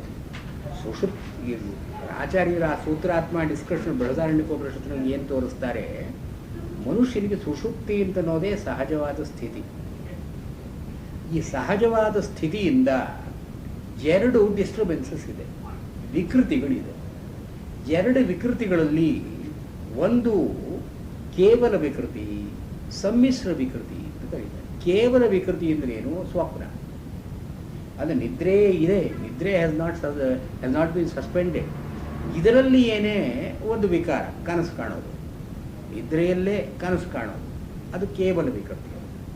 ಇನ್ನು ಹೊರಗಡೆ ಜಗತ್ತು ಇದೆ ಅಂತ ಅಂದುಕೊಂಡು ಹೊರಗಡೆ ಜಗತ್ತಿನಲ್ಲಿ ವ್ಯಾಪಾರ ಮಾಡ್ತಾ ಇಂದ್ರಿಯಗಳು ಇದ್ದು ಬೇರೆಯವರ ಜೊತೆನೂ ಇರೋದು ಸಮ್ಮಿಶ್ರ ವಿಕೃತಿ ಅಂತ ಕರೀತಾರೆ. So sleep is the natural state of every individual. The dream is a disturbance. The waking state is a greater disturbance. ವಿಕೃತಿ ಇಲ್ಲ, ಸಹಜ ಸುಷುಪ್ತಿ ಅಂತ ಅನ್ನೋದು ಸಹಜ ಸ್ಥಿತಿ. ಆದ್ದರಿಂದಲೇ ಬ್ರಹ್ಮಾನುಭವ ಅಂತ ಅಲ್ಲಿಯೇ ಆಗೋದು ಅಂತ ಅವರು ಹೇಳೋದು. ಆಚಾರ್ಯರು ಪ್ರತಿ ಹೇಗೆ ಯಥಾಶ್ಯೇನಃ ಸ್ವಪ್ನ ವಿಕಾರ ಸ್ವಪ್ನ ಅಂತಂದ್ರೆ ಕೇವಲ ವಿಕೃತಿ. ಯಾಕೆಂದರೆ ನಿದ್ರೆಯಲ್ಲೇ ಅದು ಬರೋದರಿಂದ ನಿದ್ರೆ ಎಚ್ಚೆತ್ತ ಮೇಲೆ ಅದು ಹೊರಟೋಗುತ್ತೆ, ಅದು ಕೇವಲ ವಿಕೃತಿ. ಎಚ್ಚರವಾಗಿರೋದು ಸಮ್ಮಿಶ್ರ ವಿಕೃತಿ, ಜಾಗೃತ ಅವಸ್ಥೆ. ಇಲ್ಲಿ ಉಪನಿಷತ್ತು ಒಂದು ಕೋಟ್ ಮಾಡ್ತಾರಲ್ಲಿ ಆಚಾರ್ಯರು, ಏನು ಯಥಾಶ್ಯೇನಃ ಸೂತ್ರೇಣ ಬದ್ಧ. ಒಂದು ಹಕ್ಕಿಯನ್ನು ಒಂದು ದಾರಕ್ಕೆ ಕಟ್ಟಿದ್ದಾಗ ಹಕ್ಕಿ ಅಲ್ಲಿ ಇಲ್ಲಿ ಹಾರುತ್ತೆ. ಅನ್ಯತ್ರ ಆಯತರ ಮಲಬ್ಧ್ವಾ ಬಂಧನಮೇವಾಶ್ರಯತೆ ತಥಾ. ಅಲ್ಲಿ ಇಲ್ಲಿ ಹಾರಿ ಶ್ರಾಂತಃ ಅಂತ ಹೇಳ್ತಾರೆ. ಶ್ರಾಂತ ಅಂದರೆ ಬಳಲುತ್ತೆ, ಅದಕ್ಕೆ ಆಯಾಸವಾಗುತ್ತೆ. ಅಲ್ಲಿ ಹಾರುತ್ತೆ, ಇಲ್ಲಿ ಹಾರುತ್ತೆ, ಅಲ್ಲಿ ಹಾರುತ್ತೆ, ಆಯಾಸವಾಗಿ ಕಡೆಗೆ ಎಲ್ಲಿ ಅದನ್ನು ಕಟ್ಟಿದ್ದಾರೋ ಅಲ್ಲಿಯೇ ಬಂದು ಕೂತ್ಕೊಳ್ಳೋದು. ಅನ್ಯತ್ರ ಆಯತನ ಮಲಬ್ಧ್ವ, ಬೇರೆ ಕಡೆ ಅದಕ್ಕೆ ನೆಲೆ ವಿಶ್ರಾಂತಿ ದೊರಕದೆ ಕಾಣದೆ ಎಲ್ಲಿ ಅದನ್ನು ಕಟ್ಟಿರ್ತಾರೋ ಅಲ್ಲಿಯೇ ಬಂದು ಕೂತ್ಕೊಳ್ಳೋದು. ಇದೇ ಸುಷುಪ್ತಿ ಅವಸ್ಥೆ. ಸೊ ನಾವು ಎಚ್ಚರವಾಗಿದ್ದಾಗ ಎಷ್ಟು ಬಳಲಿ ನಿದ್ರೆಯಲ್ಲಿ ನಾವು ಹೇಗೆ ಸುಖವಾಗಿ ಇರ್ತೀವೋ ಈ ದೃಷ್ಟಾಂತವನ್ನು ಹೇಳಿ ಇದು ಸಹಜವಾದ ಸ್ಥಿತಿ, ಅಲ್ಲಿಯೇ ಇರತಕ್ಕದ್ದು. ಬಂಧನಮೇವ ಆಶ್ರಯತೆ. ಶರೀರದಲ್ಲಿ ಒಂದು ಹಾರ್ದಾಕಾಶ ಅಂತಿದೆಯಲ್ಲ, ಇಲ್ಲಿ ನಾವು ಹೋಗಿ ಸೇರ್ತೀವಿ. ಸ್ವಪಿತಿ ಸ್ವಂ ಅಪೀತಿ ಇತ್ಯುಚ್ಯತೆ. ತನ್ನಲ್ಲಿ ತಾನು ಹೋಗಿ ಸೇರ್ಕೊಳ್ತಾನೆ, ಇದು ಸ್ವಪಿತಿ. ಆ್ಯಂಡ್ ಶಂಕರಾಚಾರ್ಯರು ಇದಕ್ಕಿಂತ ಮೀರಿದ ಅವಸ್ಥೆ ಒಂದಿದೆ ಎಂದು ಒಪ್ಪೋಲ್ಲ. ಈ ಬ್ರಹ್ಮಾನಂದ ಅಂತ ಅನ್ನೋದು ಸುಷುಪ್ತಿ ಅವಸ್ಥೆಯೇ. ಅದು ಇಲ್ಲಿ ಏನು ಸುಷುಪ್ತಿ ಅವಸ್ಥೆಯಲ್ಲಿ ಜಾಗರಿತ ಸ್ಥಾನ ಸ್ವಪ್ನ ಸ್ಥಾನ ಅಂತನ್ನೋದು ವಿಕೃತಿಗಳ ಹಾಗೆ ಕಾಣುತ್ತೆ. ಆ ಜೀವನ್ಮುಕ್ತನಾದವನಿಗೆ ಈ ಮೂರು ಅವಸ್ಥೆಗಳಲ್ಲಿ ವಿಕೃತಿಯೇ ಇಲ್ಲ, ಸಮನಾಗಿರುತ್ತೆ. ಅಂದರೆ ಅವನು ಎಚ್ಚರವಾಗಿದ್ದಾಗಲೂ ಕೂಡ ಸುಷುಪ್ತಿಯಲ್ಲಿದ್ದ ಹಾಗೆ ಇರ್ತಾನೆ, ಸ್ವಪ್ನದಲ್ಲೂ ಸುಷುಪ್ತಿಯಲ್ಲಿದ್ದ ಹಾಗೆ ಇರ್ತಾನೆ. ಸುಷುಪ್ತಿ experience does not get lost to him. ಅವನಿಗೆ ಆ ಸುಷುಪ್ತಿಯಲ್ಲಿ ಇರತಕ್ಕಂಥ ಒಂದು ವಿಶ್ರಾಮ ಸ್ಥಿತಿ, ಸುಖ, ಆನಂದ, ಇದು ಜಾಗರಿತ ಸ್ಥಾನದಲ್ಲೂ ಹೋಗಲ್ಲ, ಸ್ವಪ್ನ ಸ್ಥಾನದಲ್ಲೂ ಹೋಗಲ್ಲ. ಇದೇ ಇದು ಬ್ರಹ್ಮಾನುಭವ ಅಂತ ಅನ್ನೋದಿದೆ. ಅದನ್ನೇ ಅವರು ಬ್ರಹ್ಮಾಕಾರ ವೃತ್ತಿ ಎಂದು ಕರೀತಾರೆ. ಮನಸ್ಸಿನ ವೃತ್ತಿಗಳು ವಿಷಯಗಳ ವೃತ್ತಿಯನ್ನು ತಳೆಯದೇನೆ ಬ್ರಹ್ಮಾಕಾರ ವೃತ್ತಿ. ಯಾವುದನ್ನು ಮನಸ್ಸಿನಿಂದ ಮನಸ್ಸು ಕೆಲಸ ಮಾಡುತ್ತೆ, ಇಂದ್ರಿಯಗಳಿಗೆ ಕೆಲಸ ಮಾಡುತ್ತೆ, ದೇಹ ಕೆಲಸ ಮಾಡ್ತಾ ಇದೆ. ಏನು ಕೆಲಸ ಮಾಡಿದ್ರು ವೃತ್ತಿಗಳು ಮಾತ್ರ ಬ್ರಹ್ಮಾಕಾರ ವೃತ್ತಿ. ಅದು ಸುಷುಪ್ತಿ ಅವಸ್ಥೆಯಲ್ಲಿ ಏನಿರುತ್ತೋ ಅದು ಉಳಿದ ಎರಡೂ ಅವಸ್ಥೆಗಳಲ್ಲಿರುತ್ತೆ. ನಮ್ಮಲ್ಲಿ ಅದಿಲ್ಲ. ಸುಷುಪ್ತಿ ಅವಸ್ಥೆಯಿಂದ ಎದ್ದ ಮೇಲೆ ಆ ವಿಕಾರಗಳೇ ನಮ್ಮ ಅನುಭವಕ್ಕೆ ಬರೋದು, ಆ ಸಹಜ ಸ್ಥಿತಿ ಹೊರಟೋಗುತ್ತೆ. This the main difference between ಮುಕ್ತಿ ಆ್ಯಂಡ್ ದಿ ಬಂಧಾವಸ್ಥಾ ಅಂತ ಆಚಾರ್ಯರ ಪ್ರಕಾರ. ಇನ್ನೊಂದು ಯಾವುದೋ ಒಂದು ಸ್ಟೇಟ್ ಇದೆ, ಅದು ಮುಕ್ತಿ ಅವಸ್ಥೆ ಅಂತ ಆಚಾರ್ಯರು ಒಪ್ಪೋಲ್ಲ. Not does he believe in a ತುರಿಯ ಸ್ಟೇಟ್, ಅದು ಯೋಗವಾಸಿಷ್ಠ ಅನ್ನೋದ್ರಿಗೆ. ಆದ್ದರಿಂದ ಆಚಾರ್ಯರು ಇಲ್ಲಿ ಇವತ್ತು ಸುಷುಪ್ತಿ ಅವಸ್ಥೆ ಅಂತನ್ನೋದನ್ನೇ ಮೂಲವಾಗಿಟ್ಟುಕೊಂಡು ಇಲ್ಲಿ ವೈಶ್ವಾನರ ಅಂತನೋನು ಇರ್ತಾನೆ. ವಾಸ್ತವವಾಗಿ ವೈಶ್ವಾನರನ ಸ್ಥಾನ ಇದು ಸುಷುಪ್ತಿ ಅವಸ್ಥೆಯಲ್ಲೇನೆ. ಆದರೆ ಅವನ ಪ್ರಚಾರ ಅಂತನೋ ಮಾತಾಚಾರ್ಯರು ಬೃಹದಾರಣ್ಯಕದಲ್ಲಿ ಉಪಯೋಗಿಸ್ತಾರೆ. ಪ್ರಚಾರ ಅಂದ್ರೆ ಏನು? Is movement. ಪ್ರಚರತಿ ಪ್ರಕೃಷ್ಟಂ ಚರತಿ, ಅಲ್ಲಲ್ಲಿ ಓಡಿ ಆಡ್ತಕ್ಕಂಥದ್ದು ಪ್ರಚಾರ. ಈ ಪ್ರಚಾರ ಜಾಗರಿತ ಸ್ಥಾನದಲ್ಲಿದ್ದಾಗ ಸ್ಥೂಲ ಬುಕ್ ಅಂತ ಹೇಳ್ತಾರೆ. ಅಂದ್ರೆ ಹೊರಗಿನ ವಿಷಯಗಳನ್ನು ಅನುಭವಿಸ್ತಾ ಇದ್ದಾರೆ. ಯಾತರ ಮೂಲಕ? ಸಪ್ತಾಂಗ, ಏಕೋನವಿಂಶತಿ ಮುಖ, 7 ಅಂಗಗಳು, 7 ಅವಯವಗಳು, 19 ಉಪಲಬ್ಧಿ ದ್ವಾರಗಳು. ಇದರ ಮೂಲಕವಾಗಿ ಸ್ಥೂಲ ಬುಕ್ ಅಂದರೆ ತನ್ನಿಂದ ಬೇರೆಯಾದ, ಸ್ಥೂಲ ಅಂತ ಅನ್ನೋ ಮಾತಿಗೆ ಏನರ್ಥ? ಸ್ವಾತ್ಮ ವ್ಯತಿರಿಕ್ತ, ತನ್ನಿಂದ ಬೇರೆಯಾದಂತಹ ವಿಷಯಗಳನ್ನು ಅನುಭವಿಸ್ತಾ ಇದ್ದಾನೆ. ಅಂದರೆ ಏನು? ಅಹಂ ಇದಂ ಅಂತನ್ನೋ ಭೇದವನ್ನು ಉಂಟು ಮಾಡಿಕೊಂಡು ಅಹಮಿದಂ ಮಮೇದಂ ಈ ಒಂದು ಇಲ್ಲಿ ಅಲ್ಲಿ ಅಧ್ಯಾಸ ಭಾಷೆಯಲ್ಲಿ ಬರುತ್ತಲ್ಲ, ಸತ್ಯಾನೃತೆ ಮಿಥುನೀಕೃತಿ. ಈ ಸತ್ಯಾನೃತೆ ಮಿಥುನಿ ಇವೆಲ್ಲ ಬೌದ್ಧರ ಗ್ರಂಥಗಳಲ್ಲಿ ಬರೋದೇ. ಇವೆಲ್ಲ ಇದನ್ನು ಗಟ್ಟಿಯಾಗಿ ಯಾರಾದರೂ ಶಂಕರ ಪಡಿಸೋರು ಅಂತ ಹೇಳೋದು ಬರ್ತಾರೆ. ಇಲ್ಲಿ ವಾಸ್ತವವಾಗಿ ಈ ಸತ್ಯಾನೃತೆ ಮಿಥುನೀಕೃತ್ಯ ಇವೆಲ್ಲ ನಾಗಾರ್ಜುನನ ಗ್ರಂಥಗಳಲ್ಲಿ ಬರೋದೇ ಇದೆಯಲ್ಲ. 2ನೇ ಶತಮಾನದಲ್ಲಿ ನಾಗಾರ್ಜುನರು ಮಾಧ್ಯಮಿಕ ಕಾರಿಕ, ಮಾಧ್ಯಮಿಕ ವಿಶಿಷ್ಟ ಅಂತ ಬರೋದಲ್ಲ, ಅಲ್ಲಿ ಸತ್ಯಾನೃತೆ ಮಿಥುನೀಕೃತ್ಯ ಅಂತ ನಾವು ಹಾಗೆಯೇ ಬರುತ್ತೆ. ಸತ್ಯಾನೃತ ಮಿಥುನೀಕರಣ, ಅಂತನೋ ಮಾತನ್ನೇ ಉಪಯೋಗಿಸ್ತಾರೆ. ಇಲ್ಲಿ ಈ ಒಂದು ಸಂಪ್ರದಾಯ ಎಲ್ಲ ಬೌದ್ಧರ ಲಂಕಾವತಾರ ಸೂತ್ರ ಅದಕ್ಕೆ ಅನುಗುಣವಾಗಿಯೇ ಇರೋದು. ಅದರಿಂದ ಆಚಾರ್ಯರು ಏನು ತೋರಿಸ್ತಾ ಇದ್ದಾರೆ, ಈ ವೈಶ್ವಾನರ ಅಂತ ಜಾಗರಿತಾವಸ್ಥೆಗೆ ಹೆಸರು ಕೊಡ್ತೀವಿ. ಇದು ಈ ವೈಶ್ವಾನರನ ಮೂಲ ಸ್ಥಾನದಿಂದ ಬೇರೆಯಾದದ್ದಲ್ಲ. ಯಾವ ಸುಷುಪ್ತಿ ಅವಸ್ಥೆಯಲ್ಲಿ ಯಾವುದು ಸಹಜಾವಸ್ಥೆ ಇರುತ್ತೋ ದಟ್ ಕಂಟಿನ್ಯೂಸ್ ಇನ್ ಜಾಗರಿತಾವಸ್ಥಾ, ಇನ್ ಸ್ವಪ್ನಾವಸ್ಥಾ. ನಮ್ಮ ಅನುಭವದಲ್ಲಿ ಇಲ್ಲ ಅಷ್ಟೇನೆ. ಅನುಭವದಲ್ಲಿ ಇಲ್ಲ ಅಂತಂದು ಮಾತ್ರಕ್ಕೆ ಅದು ಬೇರೆ ಆಯಿತು ಅಂತಲ್ಲ. ಇವಾಗ ಮಾತನಾಡ್ತಿರೋವಾಗಲೂ ಸುಷುಪ್ತಿ ಅವಸ್ಥೆಯಲ್ಲಿ ಯಾವುದಿದೆಯೋ ಅದೇ ಕೆಲಸ ಮಾಡ್ತಾ ಇರೋದು. ನಮ್ಮ ಅನುಭವದಲ್ಲಿ ಅದಿಲ್ಲ. ಅದು ಅನುಭವಕ್ಕೆ ಬಂದರೆ ಅದು ಜೀವನ್ಮುಕ್ತಿ. ಇದು ಇಲ್ಲಿ ಒಂದು ಅವರು ಟೆಲಿಸ್ಕೋಪಿಂಗ್, ಅದಕ್ಕೆ ಆಶಾಪಣ ಅಂತ ಒಂದು ಎಕ್ಸಾಂಪಲ್ ಕೊಟ್ಟಿದ್ದಾರಲ್ಲ, it's a very significant example. ಇವಾಗ ₹1/2 ₹1/4 ಸೇರುತ್ತೆ, ₹3/4 ₹1/2 ಸೇರುತ್ತೆ, ₹1 ₹3/4 ಸೇರುತ್ತೆ. ಇದು ಯಾವ ಸ್ವಪ್ನಸ್ಥಾನ ಅಂತ ಕರೀತೀವಲ್ಲ, ಇದು ಸುಷುಪ್ತಿ ಸ್ಥಾನ ಸ್ವಪ್ನಸ್ಥಾನದಲ್ಲಿ ಸೇರುತ್ತೆ, ಸ್ವಪ್ನಸ್ಥಾನ ಜಾಗೃತ ಸ್ಥಾನದಲ್ಲಿ ಸೇರುತ್ತೆ. ಟೆಲಿಸ್ಕೋಪಿಂಗ್. ಆದ್ದರಿಂದ ಇದು ನಾವು ಎಚ್ಚರವಾಗಿದ್ದಾಗ ಕೂಡ ಸುಷುಪ್ತಿಯಲ್ಲಿ ಏನಿದೆಯೋ ಅದು ಇದೆ. ಸುಷುಪ್ತಿಯಲ್ಲಿ ಇಲ್ಲದೇ ಇರತಕ್ಕಂಥ ಆನಂದ ನಮಗೆ ಜಾಗೃತ ಅವಸ್ಥೆಯಲ್ಲಿ ಬರಲಾರದು. ಆದ್ದರಿಂದಲೇ ಇನ್ನೊಂದು ಉಪನಿಷತ್ತಲ್ಲಿ ಏನು ಹೇಳುತ್ತೆ, ತೈತ್ರಿಯದಲ್ಲಿ ಕೋಹ್ಯೇವಾನ್ಯಾತ್ ಕಃ ಪ್ರಾಣ್ಯಾತ್ ಯದೇಶ ಆಕಾಶ ಆನಂದೋ ನ ಸ್ಯಾತ್. ನಮ್ಮ ಹೃದಯದಲ್ಲಿ ಆನಂದ ಅಂತ ಒಂದು ಇರದೇ ಇದ್ರೆ ಮನುಷ್ಯ ಉಸಿರಾಡೋತಾನೆ ಹೇಗೆ? ನಾವಿದನ್ನು ನೋಡಬೇಕು ಅಂತಂದರೆ ಆ ಸುಷುಪ್ತಿಯಲ್ಲಿ ಇರತಕ್ಕಂಥ ಆನಂದ ಇರಬೇಕು.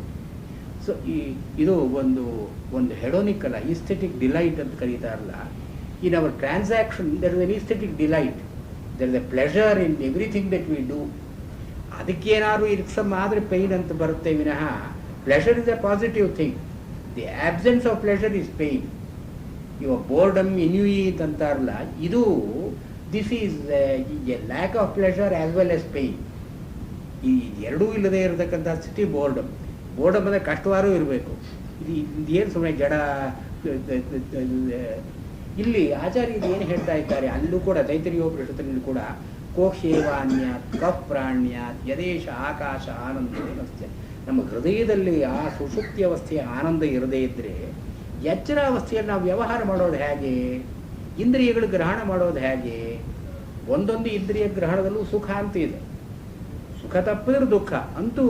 ಈ ಒಂದು ಅನುಭವಗಳು ಸುಷುಪ್ತಿ ಅವಸ್ಥೆಯನ್ನು ಬಿಟ್ಟು ಇಲ್ಲ. ಆದ್ದರಿಂದ ವೈಶ್ವಾನರ ಅಂತನ್ನೋದು ಮೂಲವಾಗಿ ಸುಷುಪ್ತಿ ಅವಸ್ಥೆಯಲ್ಲೇ ಇದ್ದರೂ ಜಾಗೃತ ಅವಸ್ಥೆಯಲ್ಲಿ ಅದರ ಪ್ರಚಾರ.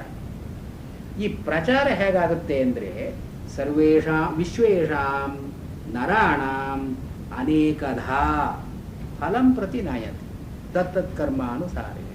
ಅವರವರ ಕರ್ಮಗಳಿಗೆ ಅನುಸಾರವಾಗಿ ಆಯಾ ಕರ್ಮಗಳನ್ನು ಕೊಟ್ಟು each individual becomes an individual, grows as an individual, develops as an individual. And this fragment, ಇದು ದಿಸ್ ಅಗೇನ್ ಫ್ರ್ಯಾಗ್ಮೆಂಟ್ಸ್ ಇಟ್ಸೆಲ್ಫ್. ಇದು ತಿರುಗಿ ಹೋಗ್ತಾ ಬರುತ್ತೆ. ಇದು ಒಂದು ಅರ್ಥ ಅವರು ಕೊಡೋದು. ವೈಶ್ವಾನರ ಅಂತನೋ ಮಾತಿಗೆ ಎಲ್ಲ ಮನುಷ್ಯರಲ್ಲಿಯೂ ಇರತಕ್ಕವನು, ಎಲ್ಲ ಮನುಷ್ಯರಲ್ಲೂ ಏಕರೀತಿಯಾಗಿ ಇರತಕ್ಕವನು. ಬಟ್ ಒಬ್ಬೊಬ್ಬ ಮನುಷ್ಯ ಬೇರೆ ಬೇರೆಯಾಗಿ ಇರೋದಕ್ಕೆ ಕಾರಣ ನಾನು. ಸೊ ದೆರ್ ಈಸ್ ಆ ಕರ್ತೃತ್ವ ಭೋಕ್ತೃತ್ವ ಅಂತ ಎರಡೂ ಕೂಡ ವೈಶ್ವಾನರಲ್ಲಿ ಉಂಟು. ವೈಶ್ವಾನರನೇ ಕರ್ತೃ, ಅವನೇ ಭೋಕ್ತೃ. ಆದರೆ ಇಂದ್ರಿಯಗಳು ಮನಸ್ಸು ವ್ಯಾಪೃತವಾಗಿ ಅವನ ಕರ್ತೃ ಭೋಕ್ತೃ. ಆದ್ದರಿಂದ ಜಾಗೃತ ಅವಸ್ಥೆಯಲ್ಲಿ ಈ ಕರ್ತೃತ್ವ ಭೋಕ್ತೃತ್ವ ಅಂತನೋದಿದೆ. ಕರ್ತೃತ್ವ ಭೋಕ್ತೃತ್ವ ಜಾಗೃತ ಅವಸ್ಥೆಯಲ್ಲಿ ಯಾಕೆ ಬರುತ್ತೆ ಅಂದರೆ ಇವಾಗ ಅವಿದ್ಯೆ, ಅಧ್ಯಾಸ ಅಥವಾ ಸಂಸಾರದಲ್ಲಿರೋ ದುಃಖ ಇವೆಲ್ಲ ಜಾಗೃತ ಅವಸ್ಥೆಯಲ್ಲಿ ಇರೋದಷ್ಟೇ. ನಾವು ನಿದ್ರೆ ಮಾಡ್ತಿರುವಾಗ ಸಂಸಾರದ ದುಃಖ ಇಲ್ಲ ನಮಗೆ. ಅವನು ಎಚ್ಚರವಾಗಿರುವಾಗ ಸನ್ಯಾಸಿ ಆಗಬೇಕು ಅಂತಾನಷ್ಟೇ. ನಿದ್ದೆ ಮಾಡ್ತಿರುವಾಗ ಅವನಿಗೇನು ವೈರಾಗ್ಯ ಬೇಕಾಗಿಲ್ಲ ಅವನಿಗೆ. ಆದ್ದರಿಂದ ಇಲ್ಲಿ ಇವನು ವೈಶ್ವಾನರನೇ ಕರ್ತೃಭೋಕ್ತೃವಾಗಿ ಕಾಣಿಸಿಕೊಳ್ಳೋದು ಜಾಗೃತ ಅವಸ್ಥೆ. ಅಂದರೆ ಅಲ್ಟಿಮೇಟ್ಲಿ ಈ ಮೂರು ಅವಸ್ಥೆಗಳು ಬೇರೆ ಬೇರೆ ಅಲ್ಲ ಅಂತ ತೋರಿಸೋದು ಉದ್ದೇಶ ಇಲ್ಲಿ.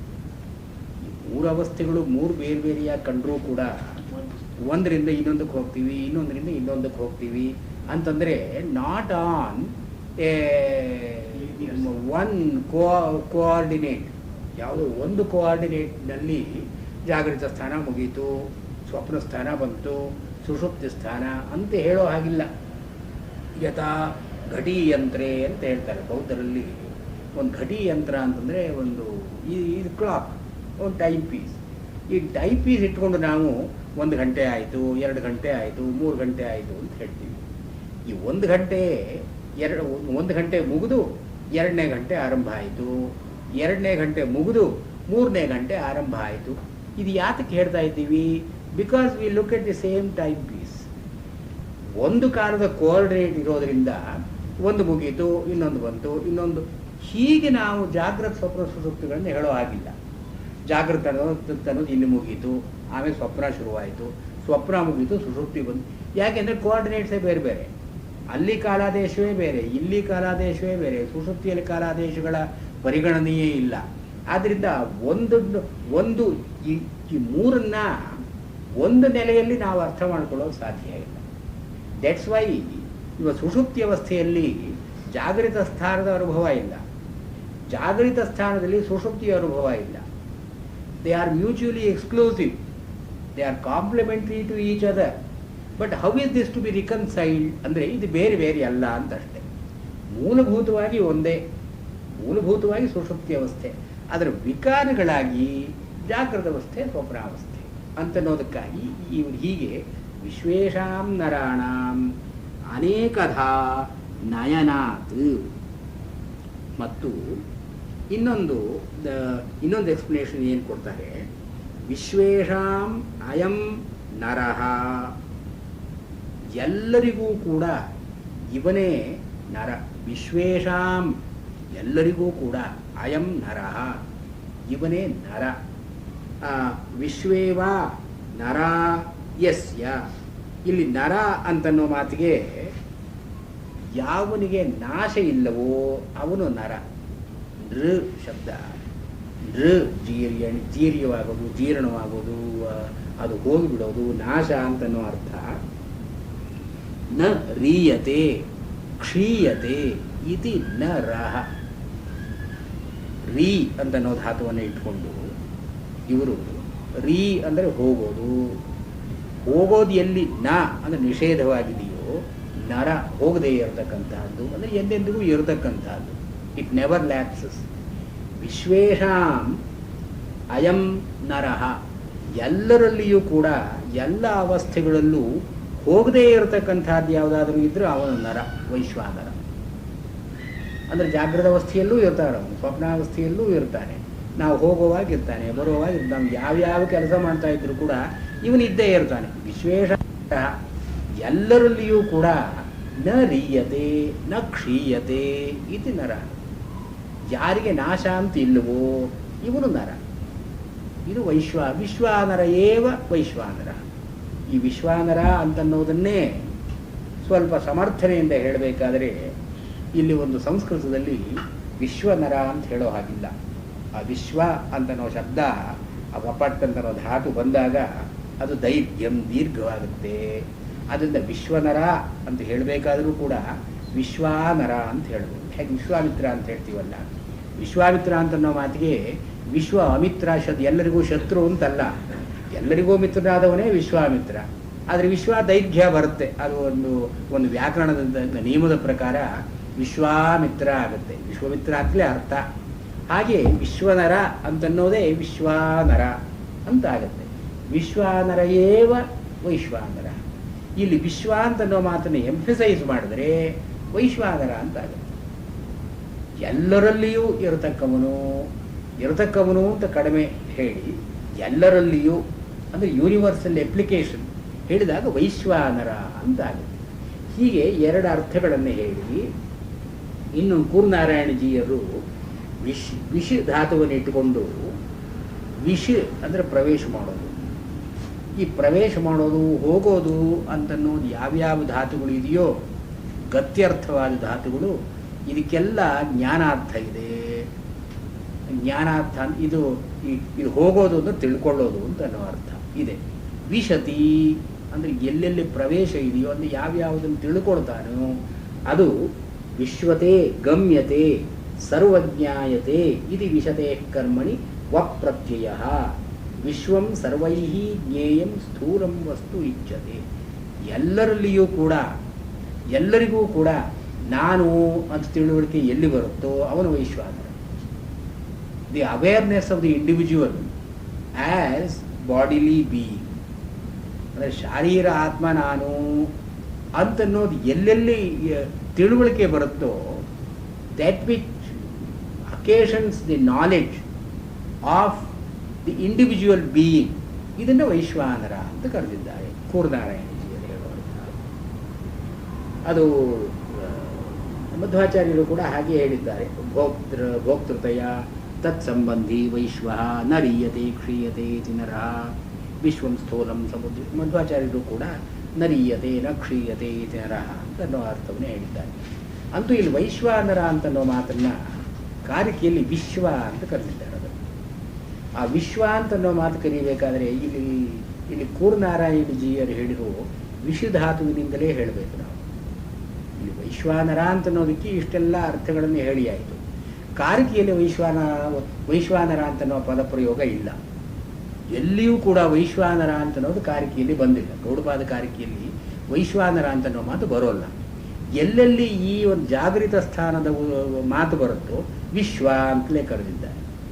ಅಲ್ಲಿ ವಿಶ್ವ ಅಂತ ಕರೆಯೋದ್ರ ಅಂತನ್ನೋದರ ಒಂದು ಗಮಕ ಏನು? ಇಲ್ಲಿ ಜ್ಞಾನ ಅಂತನ್ನೋದೇ ಇದ್ದು ಎಲ್ಲವನ್ನೂ ತಿಳ್ಕೊಳ್ತಕ್ಕಂಥ ಶಕ್ತಿ ಎಲ್ಲಿದೆಯೋ, ಎಲ್ಲವನ್ನೂ ತಿಳ್ಕೊಂಡವನು ನಾನು ಅಂತ ತಿಳ್ಕೊಳ್ಳೋ ಶಕ್ತಿ ಎಲ್ಲಿದೆಯೋ ಅದು ವೇಕಿಂಗ್ ಸ್ಟೇಟ್ ವಿಶ್ವ. ಇನ್ನೊಂದು ತೈಜಸ, ಇನ್ನೊಂದು ಪ್ರಾಜ್ಞ ಅಂತ ಹೇಳೋದು ಇದರಿಂದ ಹೀಗೆ ಇದು ಪ್ರಥಮ ಪಾದ. ಇದು ಮೊದಲನೇ ಪಾದ. ಮೊದಲನೇದು ಅಂತ ಯಾಕೆ ಹೇಳಿದ್ದಾರೆ? ಭಾಷ್ಯದಲ್ಲಿ ಹೇಳ್ತಾರೆ, ಆತ್ಮನೋ ಅಯಂ ಸರ್ವೈಃ ಸುಕರಾವಗಮತ್ವಾತ್ ಪ್ರಥಮೋ ಅಂಶ. ಆತ್ಮನಿಗೆ ಪ್ರಥಮವಾದದ್ದು ಇದು. ಅಂದರೆ ಏನು? ಎಲ್ಲರೂ ಇದನ್ನು ಸುಲಭವಾಗಿ ತಿಳ್ಕೊಳ್ಳಬಹುದು. ಎಚ್ಚರವಾದ ಸ್ಥಿತಿ ಯಾರಿಗೆ ಗೊತ್ತಿಲ್ಲ? ಎಚ್ಚರ ಅಂದರೆ ಏನು ಅಂತ ಯಾರಿಗೂ ಗೊತ್ತಿಲ್ಲ. ಎಚ್ಚರವಾಗಿರೋರಿಗೆಲ್ಲರಿಗೂ ಗೊತ್ತಿರೋದೆ. ಅದರಿಂದ ಸುಕರಾವಗಮತ್ವಾತ್ ಪ್ರಥಮ. ಇದು ಪ್ರಥಮ, ಮೊದಲನೇ ಪಾದ. ಇದು ಪ್ರಥಮ ಅಂದರೆ ಏನು? ಎಲ್ಲರಿಗೂ ಇದು ವೇದ್ಯವಾಗತಕ್ಕಂಥದ್ದು. ಮತ್ತು ಉತ್ತರ ಪಾದಾಧಿಗಮಸ್ಯ ಪ್ರಾಥಮ್ಯಂ ಅಸ್ಯ. ಮುಂದಿನದು ಏನು ನಾವು ಆಲೋಚನೆ ಮಾಡಬೇಕಾದರೂ ಕೂಡ ಇದನ್ನು ಹಿಡ್ಕೊಂಡೇ ಆಲೋಚನೆ ಮಾಡಬೇಕು ನಾವು.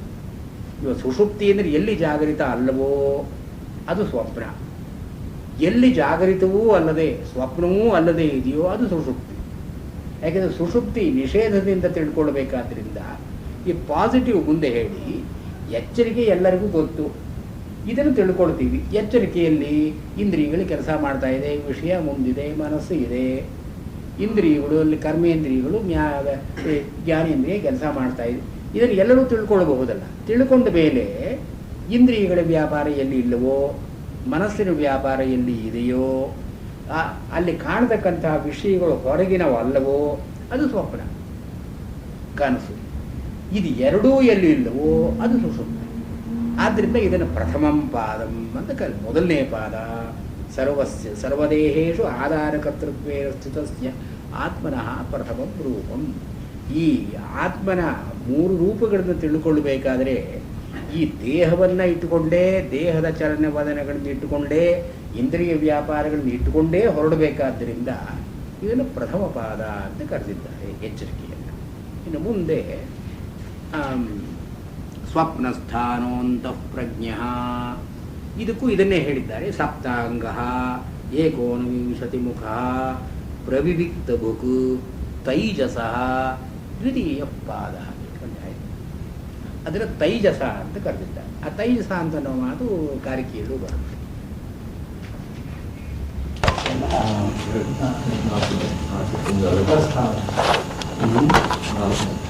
ನಾಲ್ಕನೇ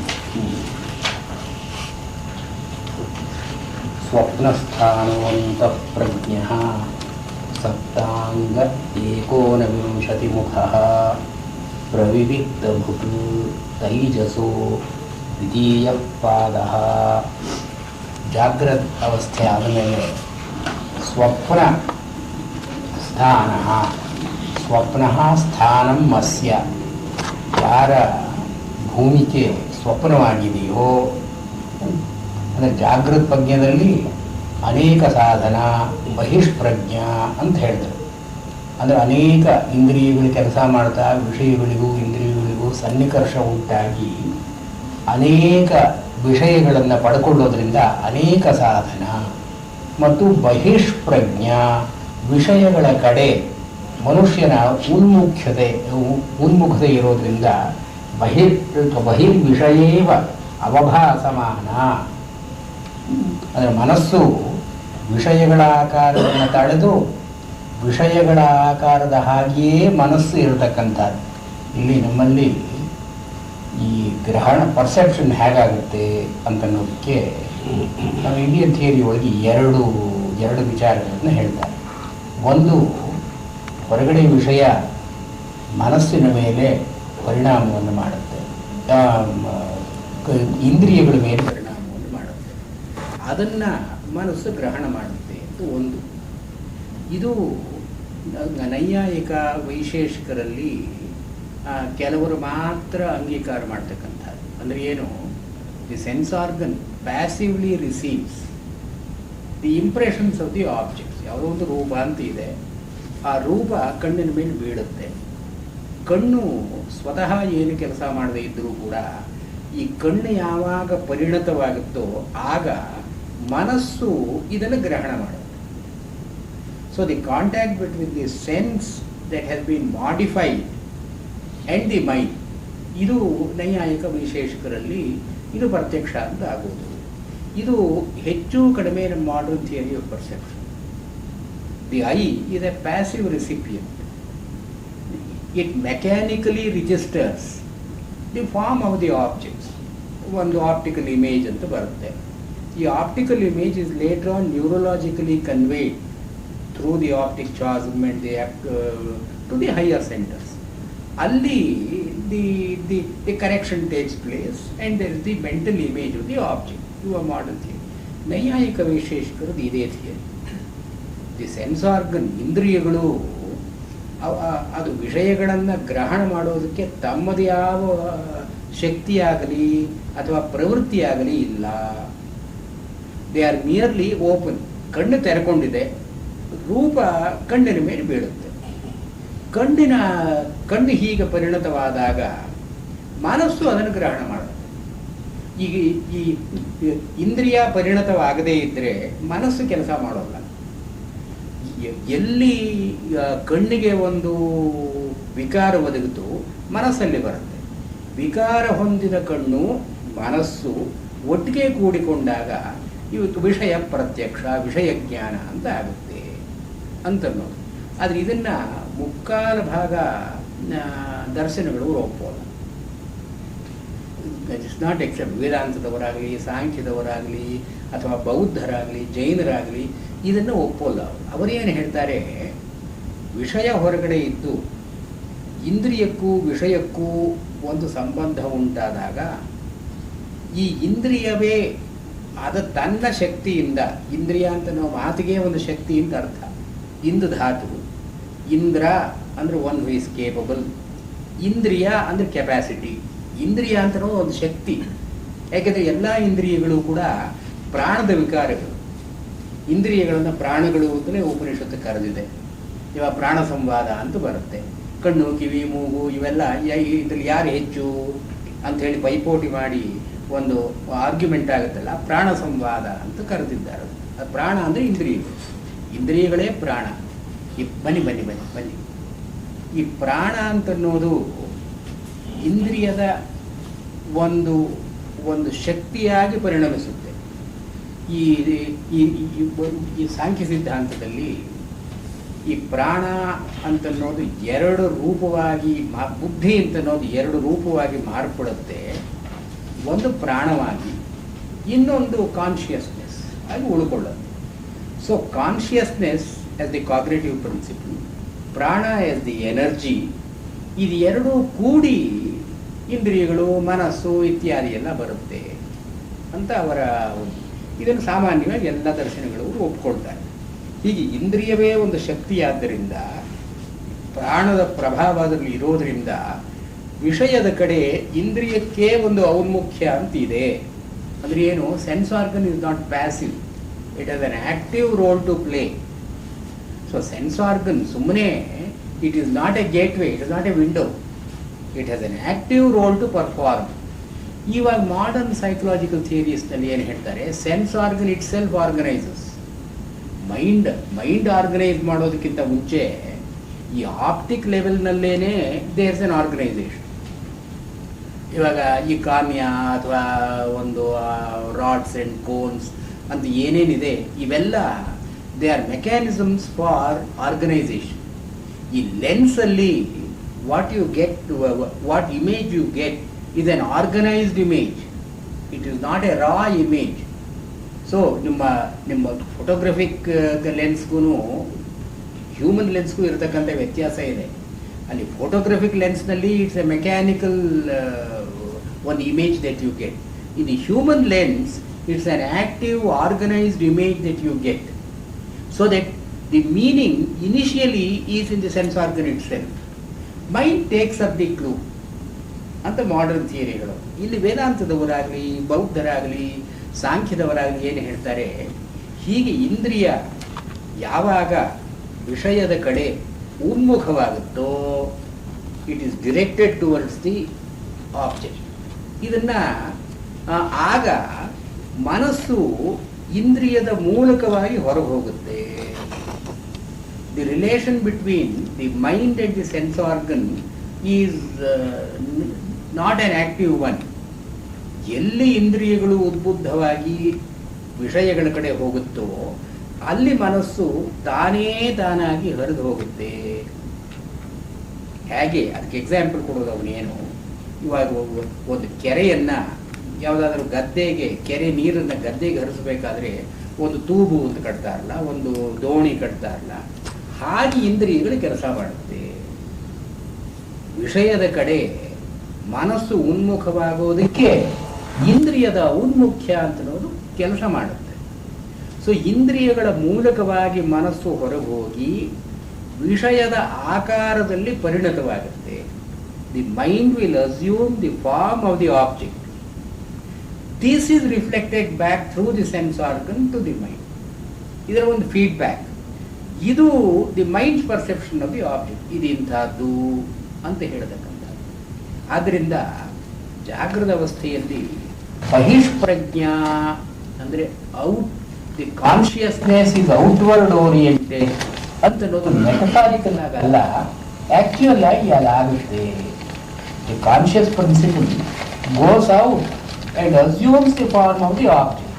ಇದು ಜಾಗೃತರಲ್ಲಿ ನಡೆಯೋ ಕೆಲಸ ಇದೆ, ಅಂದರೆ ಬೇಕಿಂಗ್ ಸ್ಟೇಟ್. ಅದರಿಂದ ಅನೇಕ ಸಾಧನ ಬಹಿಷ್ಪ್ರಜ್ಞಾ ಬಹಿರ್ವಿಷಯೇವ ಅವಭಾಸಮಾನ. ಆದರೆ ಈ ವಿಷಯ ಹೊರಗಿದ್ರೂ ಕೂಡ ಮನಸ್ಸು ಈ ವಿಷಯದ ಒಂದು ಛಾಯೆಯನ್ನು, ಒಂದು ಪ್ರತಿಬಿಂಬವನ್ನು ಮನಸ್ಸಿನಲ್ಲಿ ಉಂಟು ಮಾಡೋ ಹಾಗೆ ಇದಾಗುತ್ತಾದ್ರಿಂದ ಬಹಿರ್ವಿಷಯ ಇವ ಅವಭಾಸಮಾನ. ಅಂದರೆ mental image will appear as N external object. ಇದು ಸಾಂಖ್ಯರಲ್ಲಿ ತುಂಬ ಡೀಟೇಲ್ ಡಿಸ್ಕಸ್ ಮಾಡಿದ್ದಾರೆ. ಇವಾಗ ಮನಸ್ಸು ಇಂದ್ರಿಯಗಳ ಮೂಲಕವಾಗಿ ಹೊರಗೆ ಹೋಗುತ್ತೆ, ಇದೊಂದು ವಸ್ತು ಅಂತನ್ನೋದನ್ನು ಮನಸ್ಸು ಒಂದು ಆಕಾರವನ್ನು ತಡ್ಕೊಳ್ಳೋದು. ಇಲ್ಲದೇ ಇದ್ದರೆ ಹೊರಗಿನ ವಿಷಯ ನಮಗೆ ಗೊತ್ತಾಗೋ ಸಾಧ್ಯತೆಯೇ ಇಲ್ಲ. We can never know N external object unless A mind makes N image of it. ಒಂದು ಮೆಂಟಲ್ ಮಾಡೆಲ್ ಅಂತ ಇರದೇ ಇದ್ದರೆ ಹೊರಗಡೆ ವಿಷಯಕ್ಕೂ ನಮಗೂ ಸಂಬಂಧವೇ ಇಲ್ಲ. ಸೊ ನಾವು ಏನೇನನ್ನು ನಾವು ತಿಳ್ಕೊಳ್ತೀವೋ ಮನಸ್ಸು ಅದರ ಒಂದು ಇಮೇಜ್ ಆಗಬೇಕು. ಇಮೇಜ್ ಆದರೂ ಕೂಡ ನಮ್ಮ ಇಮೇಜ್ ಅಂತ ನಮಗೆ ಕಾಣಿಸೋಲ್ಲ, ಹೊರಗಡೆನೇ ಆಬ್ಜೆಕ್ಟ್ ಇದೆ ಅಂತ ಕಾಣುತ್ತೆ. ಬಹಿರ್ವಿಷಯ ಇವ ಅವಭಾಸಮಾನ ಅಂದರೆ ಏನಾಯಿತು, ನಾವು ನೋಡೋದೆಲ್ಲ ನಮ್ಮ ಮನಸ್ಸಿನಲ್ಲಿರೋ ಇಮೇಜಸ್ಸೇ. What we see is actually our own images, but we don't see them inside our head, we see them in the outside world. ಇದಕ್ಕೆ ಅವರು ಏನು ಕರೀತಾರೆ? ಅವಭಾಸಮ. ಶಂಕರಾಚಾರ್ಯ ಭಾಷೆ ಬಹಿರ್ವಿಷಯೇವ ಅವಭಾಸಮಾನ. ಜಾಗೃತನಲ್ಲಿ ಏನು ನಡೀತಾ ಇದೆ?